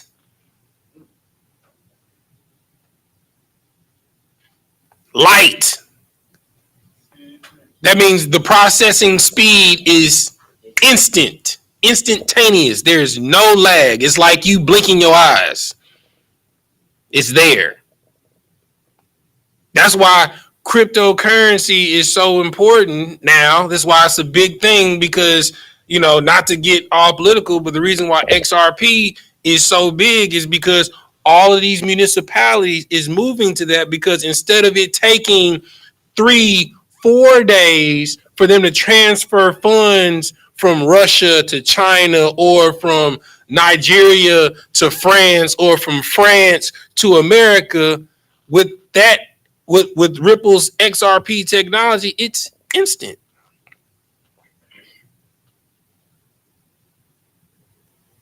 Like everything is changing around you, and you TikTok, Instagram, YouTube, Facebook. You know what I'm saying? Like, you feel me? Go ahead. I'm not trying to make sense here, but that's why there's so many things like social media and other stuff is free because you use the product. Right, you're the product. And what's crazy is, like, you could be like, you can make a product. If they're projecting and advertising to you, why aren't you advertising to others? I mean, hell, we literally watched Charleston White over the past 2 years become a celebrity for saying foolishness. You know what I'm saying? My new favorite person to watch is Woody. He is hilarious. Woody is hilarious. You understand? YSL Woody. You know what I'm saying? He is different. You understand? But you're constantly being bombarded. Like, that's why one of my favorite Netflix series is Black Mirror. You know what I'm saying? And literally everything that they've shown in every season in Black Mirror, like, it seems so far-fetched when it came out, but it's happening now. One of the episodes in Black Mirror, it was a guy, like, as soon as he wakes up, it's just advertisement. You know what I'm saying? And he has to play games in order to remove the advertising. If he misses one day of not playing these games, he doesn't get any sleep because he's constantly bombarded with advertisements. That's why you work, so you don't pay for advertisements. That's why you get YouTube Premium. That's why you get Spotify Premium. That's why you get Hulu, the Netflix Premium. You know what I'm saying? Everybody got a subscription now. Used to be all on cable. Before that, it was all free on regular television. Now they gotta have a hook into you where they can. What is it? When you don't trade time for money. What is the word? It's a phrase. It'll come to me. But that's what it is. You're on a subscription. You're on auto pay. You understand? You're on autopilot. You're not on God. You're not on God autopilot. You're on autopilot. You understand? You don't even realize it, that you're just a hamster on the wheel, just running, and then you die. And guess what? Each year you vote for a bigger wheel. You know what I'm saying? Now you got a wheel with a TV screen. You know what I'm saying? Now you got a wheel that got two wheels. You can jump from wheel to wheel. You know what I'm saying? This wheel got one pace where it's kind of slow. You can come over here and get like a little break from this one just running. You know what I'm saying? Then you get a cage, and the whole cage will, now I got space in my wheelhouse. You know what I'm saying? And then you'd be like, oh, now wait. Now I got a wheelhouse that's a cage that can move. I can travel in my wheelhouse. You're still churning. You're still a slave. They just give you a bigger cell. You go from a 6x9 to a 10x10. You go from a 10x10 to 1,200 square feet. Go from 1,200 square feet to 4,500 square feet, 3-bedroom, 2-bath, 2-car garage. Go ahead. You don't get to enjoy none of it. You don't get to enjoy not a damn thing. You understand? You spend all this money to get all of this land. You can't even enjoy it. You understand? You get a ranch, you can't even ride your horses. Because you got a slave out here, and it was never like that. It never used to be like that. When you had land, that was your domain. And even the common man knew the law. And everybody operated on common law. It used to be legal for you to have a duel. You understand? If two men agree to have a duel to the death, it was legal because you were free. You want to know why you can't kill him? Because you alleviate debt off the board. And that money has to be accounted for. So now we got to put you in slavery to accumulate for his debt. That's why you have to pay restitution. That's what you go to jail for. That's what you go to prison for, to pay restitution for the loss of gain. Because you're a slave. We have to account for the time that we promised China. We were going to at least get 30 more years out of him. So that's your sentence. 30 years. I'm going to give you 30 to life. And in 30 years, the 30 years that we could have got out of him, you'll be up for parole. You kill a child, death penalty. Life for life. And we get a kickback from the company, you understand, that we use to kill you. That'll cover both of y'all's lives. Because they pay us to use their chemicals. Bro, I'm telling you, when you really understand what's going on, it'll blow your mind. When you wake up, you realize, okay, I'm in a cell. Okay. And then when you realize you're in your cell, dang, I'm in a block. Because a cell is in a block. Then you have blocks that are in wings. You understand? And then you realize how many doors it is for you to get free. And guess what? Every single door you voted for. You voted for your prison. You literally from a child, you build your prison. From the moment that you're born. They teach you how to be a slave. That's the difference between an Ivy League school, private school and public school. Public school is for the slaves. You know what I'm saying? Private school is for the wardens and the overseers, the correctional officers. And then all your secret organizations is so you can learn the rules of the game, so you can be rewarded for being a good referee in the game. You know the rules of the game. You know it's a game, but you can't tell anyone it's a game. Because if they wake up and they all decide to stop playing, hey, it's over, man.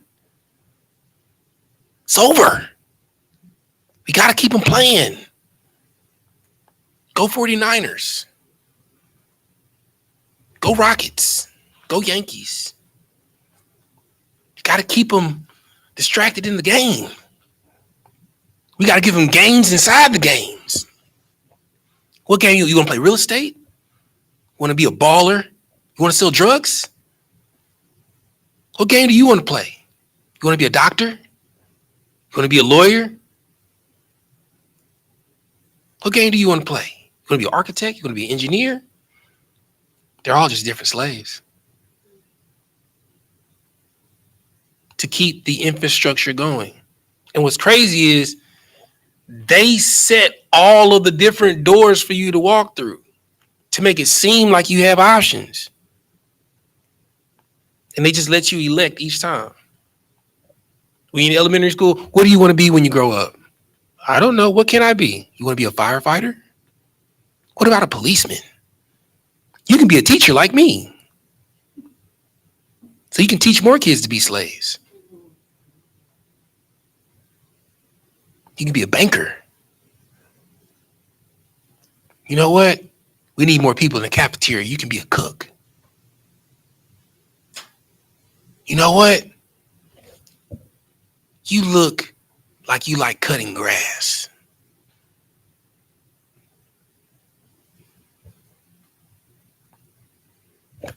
What do you think the purpose of career day is? We all had them. I mean, how many career days have you been to since you've been a kid? A lot.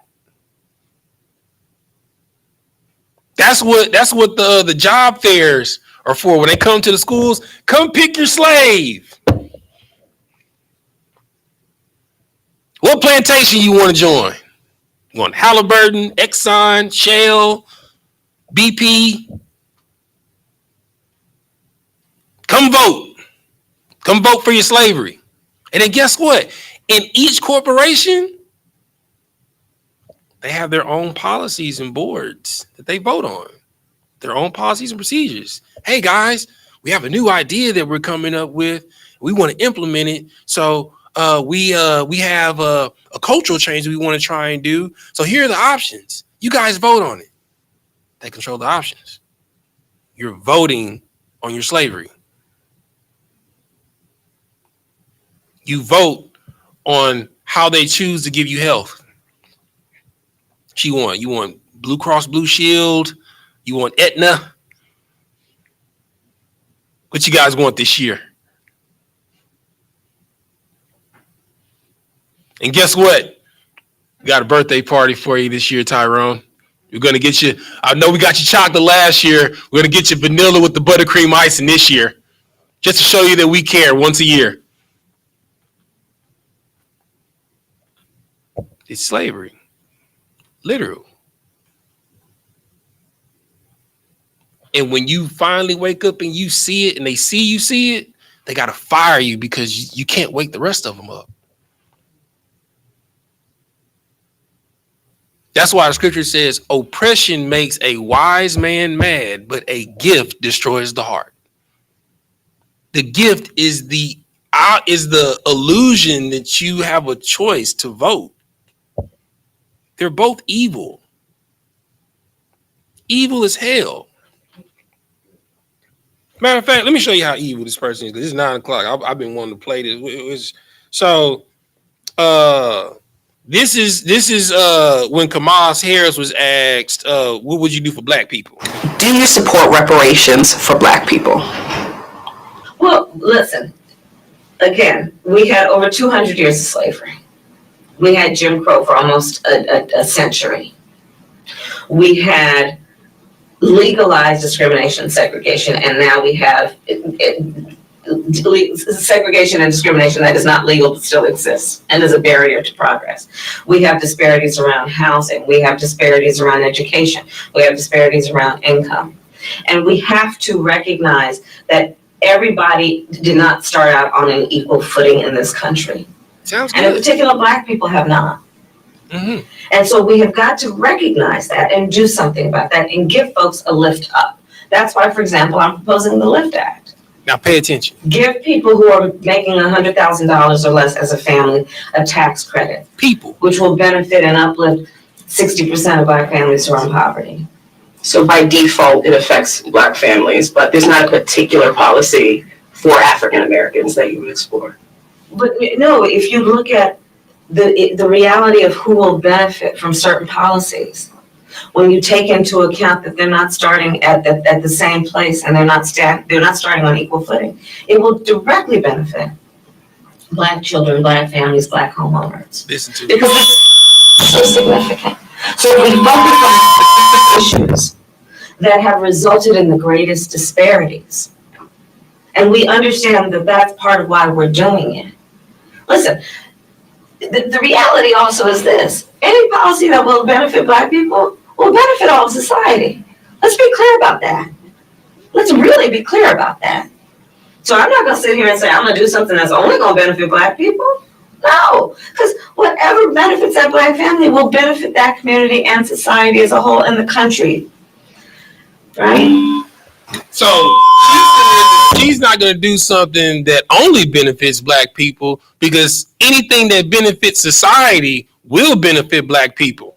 Now, I got a caveat. Now, let's see what she said when it came to Israel, the state. And if Iran continues to launch ballistic missiles while it arms and funds its terrorist proxy Hezbollah, we must stand with Israel. As Hamas maintains its control of Gaza and fires rockets across Israel's southern border, we must stand with Israel. I support the United States' commitment to provide Israel with $38 billion in military assistance over the next decade.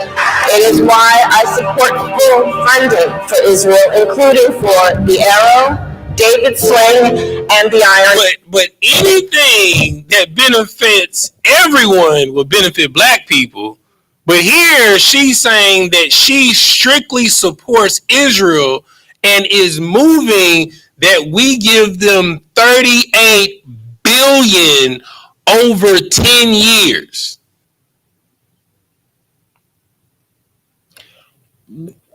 Imagine if they said that we will only support Blacks, Hispanics, and Native Americans, and over the next 10 years, we will dedicate and support them and give them $38 billion over the next decade.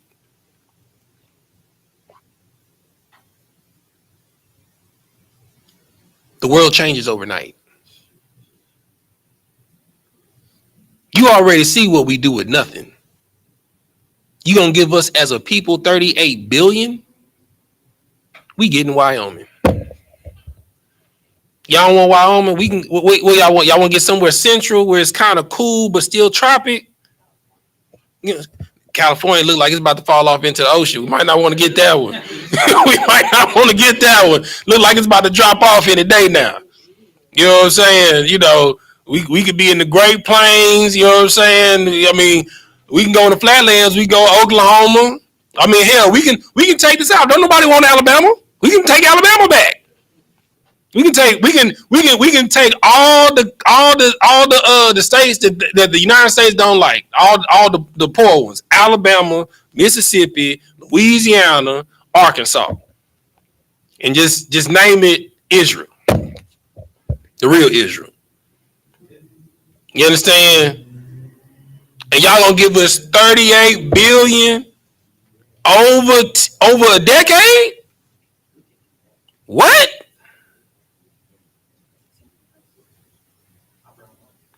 But it's the question you got: who are you voting for? You're voting for someone that says that she will not do anything that will directly affect Black people or Hispanic people. For anything that she does for everyone will directly affect Black people and Hispanic people. But when it was time for her, for the get the Democratic vote, who she called? You want to know why? Because we are the salt of the earth. If we can get them with it, everybody gonna be with it. And let me show you how diabolical this is, right? So first off, Kamala Harris is an Indian woman, right? She's Indian and white. Her father is the great-grandson of a white man in Jamaica. And her mother is Indian. First part. Second part. The only reason why she kind of gets the Black card is because she went to Howard University, you understand, and pledged a Black Greek sorority, Alpha Kappa Alpha Sorority Incorporated. And that's really who's trying to push everybody to vote for her. Her sorors. And what's crazy is she went to a school that was founded by a white man for his slave children.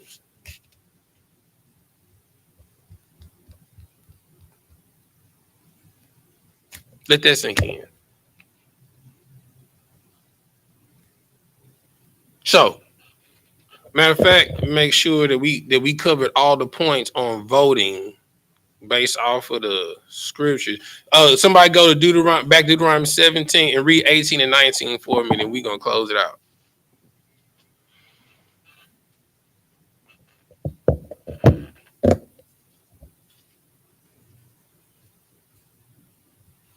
(17, 18) 17 through 19. I'm sorry. This is the book of Deuteronomy, chapter 17, verse 17. Mm-hmm. Neither shall he multiply wives to himself, that his heart turn not away. Neither shall he greatly multiply himself silver and gold. You understand? It's not saying that they cannot get paid, but the whole purpose of this office should not be for them to line their pockets. You understand? They cannot be consumed with lust. You understand? We already know what Donald Trump about. Grab him in the what? Grab him in the box. You understand? Keep reading. Verse 18.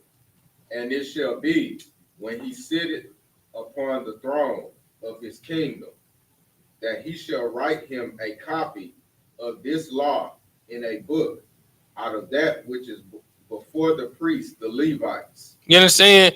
And he's supposed to meditate in the law of the Lord day and night. Neither one of them do that. Keep reading. Verse 19. Verse 19. And it shall be with him, and he shall read therein all the days of his life. All the days of what? Of his life. Come on, man. And then somebody give me Psalm 78 and 36 and Isaiah 29 and 13, and we done. Like, you gotta wake up. Like, that's why, like, I be like, when I be on social media, that's why I always, like, my wife hear me say, ignorance is bliss. It must be nice to not know. Like, I just be looking at people post stuff, and I just be like, you poor ignorant fool. Bless your heart. Like, you so smart, you dumb. This nation has been a slave for 189 years. The last time we were in a positive surplus was 1835. Free, the Emancipation Proclamation was 1865. So you've never been free. Let that sink in.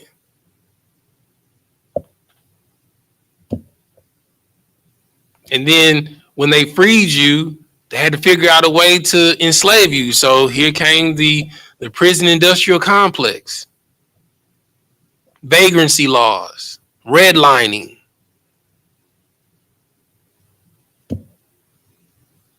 Got to put the slaves back on the plantation because we don't want them working on the regular plantation. We got to still have classism and make our people feel like they're better than their people. But you're all slaves. That's the crazy part. Somebody read the first scripture I asked for. Psalm 78 and 36. And then somebody get Ezekiel 33 and 31. No, yeah, get that. So go ahead. This is the book of Psalms, chapter 78, verse 36. Nevertheless, they did flatter him with their mouth. Say that one more time. Nevertheless, they did flatter him with their mouth. That's why is cooking collard greens important to a presidential election? You know I know how to cook, know how to burn some good collard greens.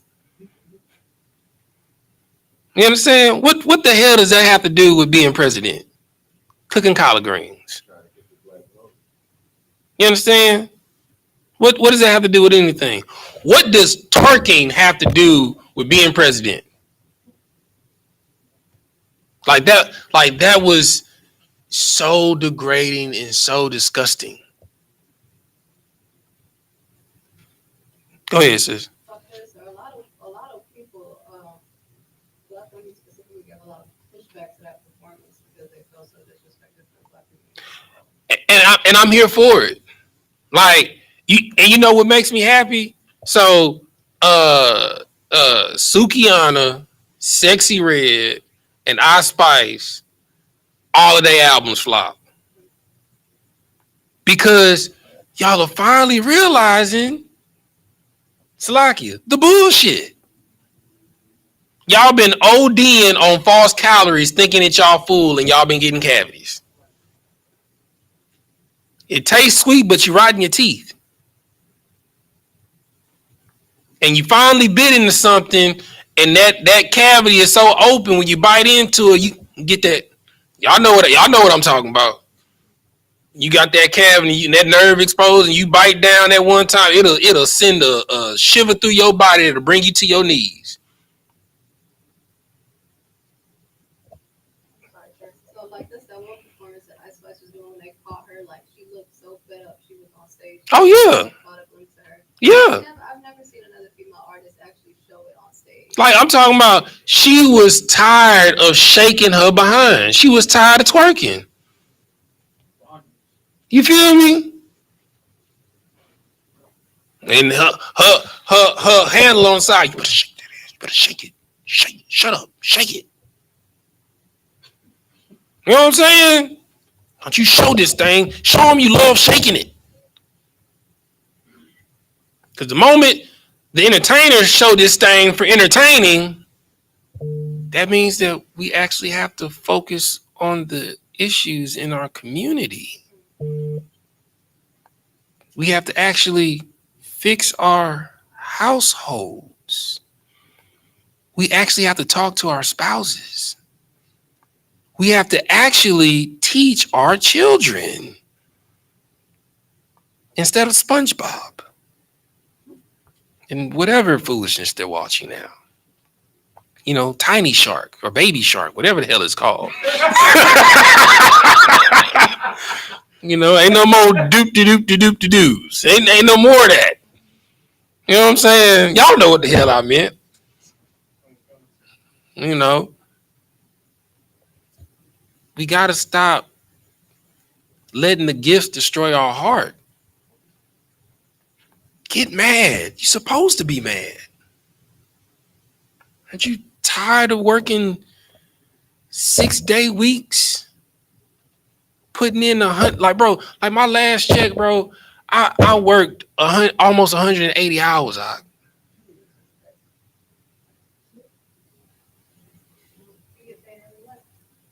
Nah, I get paid every 2 weeks. Them checks be fat sometimes. I ain't gonna hold you. You know what I'm saying? But still, I can't enjoy it because I'm working 6 days a week.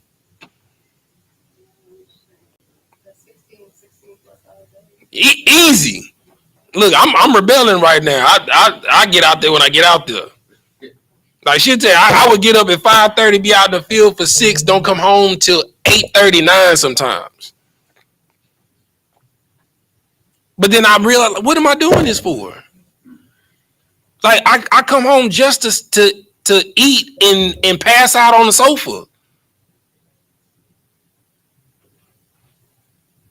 What am I doing? And my supervisor taking vacations every other week. And the reason why I know, because he's my cousin. The Negro was just in Brazil, and he was like, "Hey man, I know y'all been working." Turn that second one down. Good night. He's like, "I know y'all been working for 8 weeks straight. You understand? You know, I've been working with y'all, but I ain't gonna be working with y'all next weekend. I'm going out of town again." Like what? Let me take a day off. You understand? I'm gonna get a phone call. A personal phone call and then a business phone call. Because my cousin goes, "Nick, what you doing?" You know you're supposed to be at work. Get out here before I have to write you up. You know what I'm saying? But finish reading what you're reading so we can get the next, so we can get up out of here.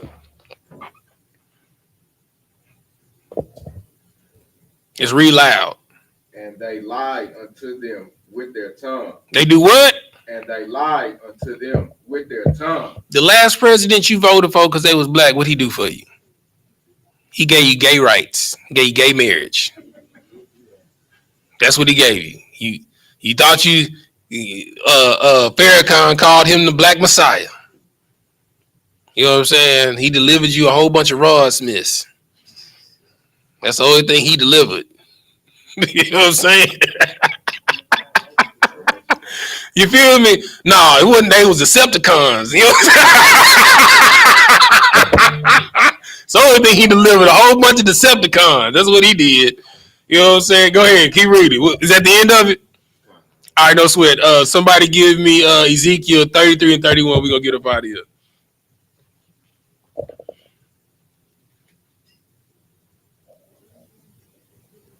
That's what I call them. I call them Rod Smiths and Decepticons. Who got it? Go ahead. This is the book of Ezekiel, chapter 33, verse 31. Uh-huh. And they come unto thee as the people cometh, and they sit before thee as my people. Mm-hmm. And they hear thy words, but they will not do them. They will not what? But they will not do them. Every Black, Hispanic, and Native American knows what it takes to be free. But you don't want to do it. Because we're the same people that were in the wilderness with Moses and told him, did you bring us to the wilderness to die?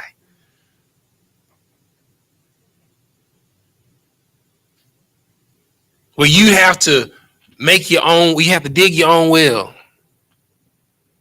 You have to plow your own earth. Make your own septic tanks. Clean your own septic tanks. Dispose of your own trash. Have your own waste management. Make your own clean water. You have to produce your own food supply. That's how it's supposed to be. That's what the scripture really means when it says, if a man don't work, he don't eat. It's talking about you tilling your own ground.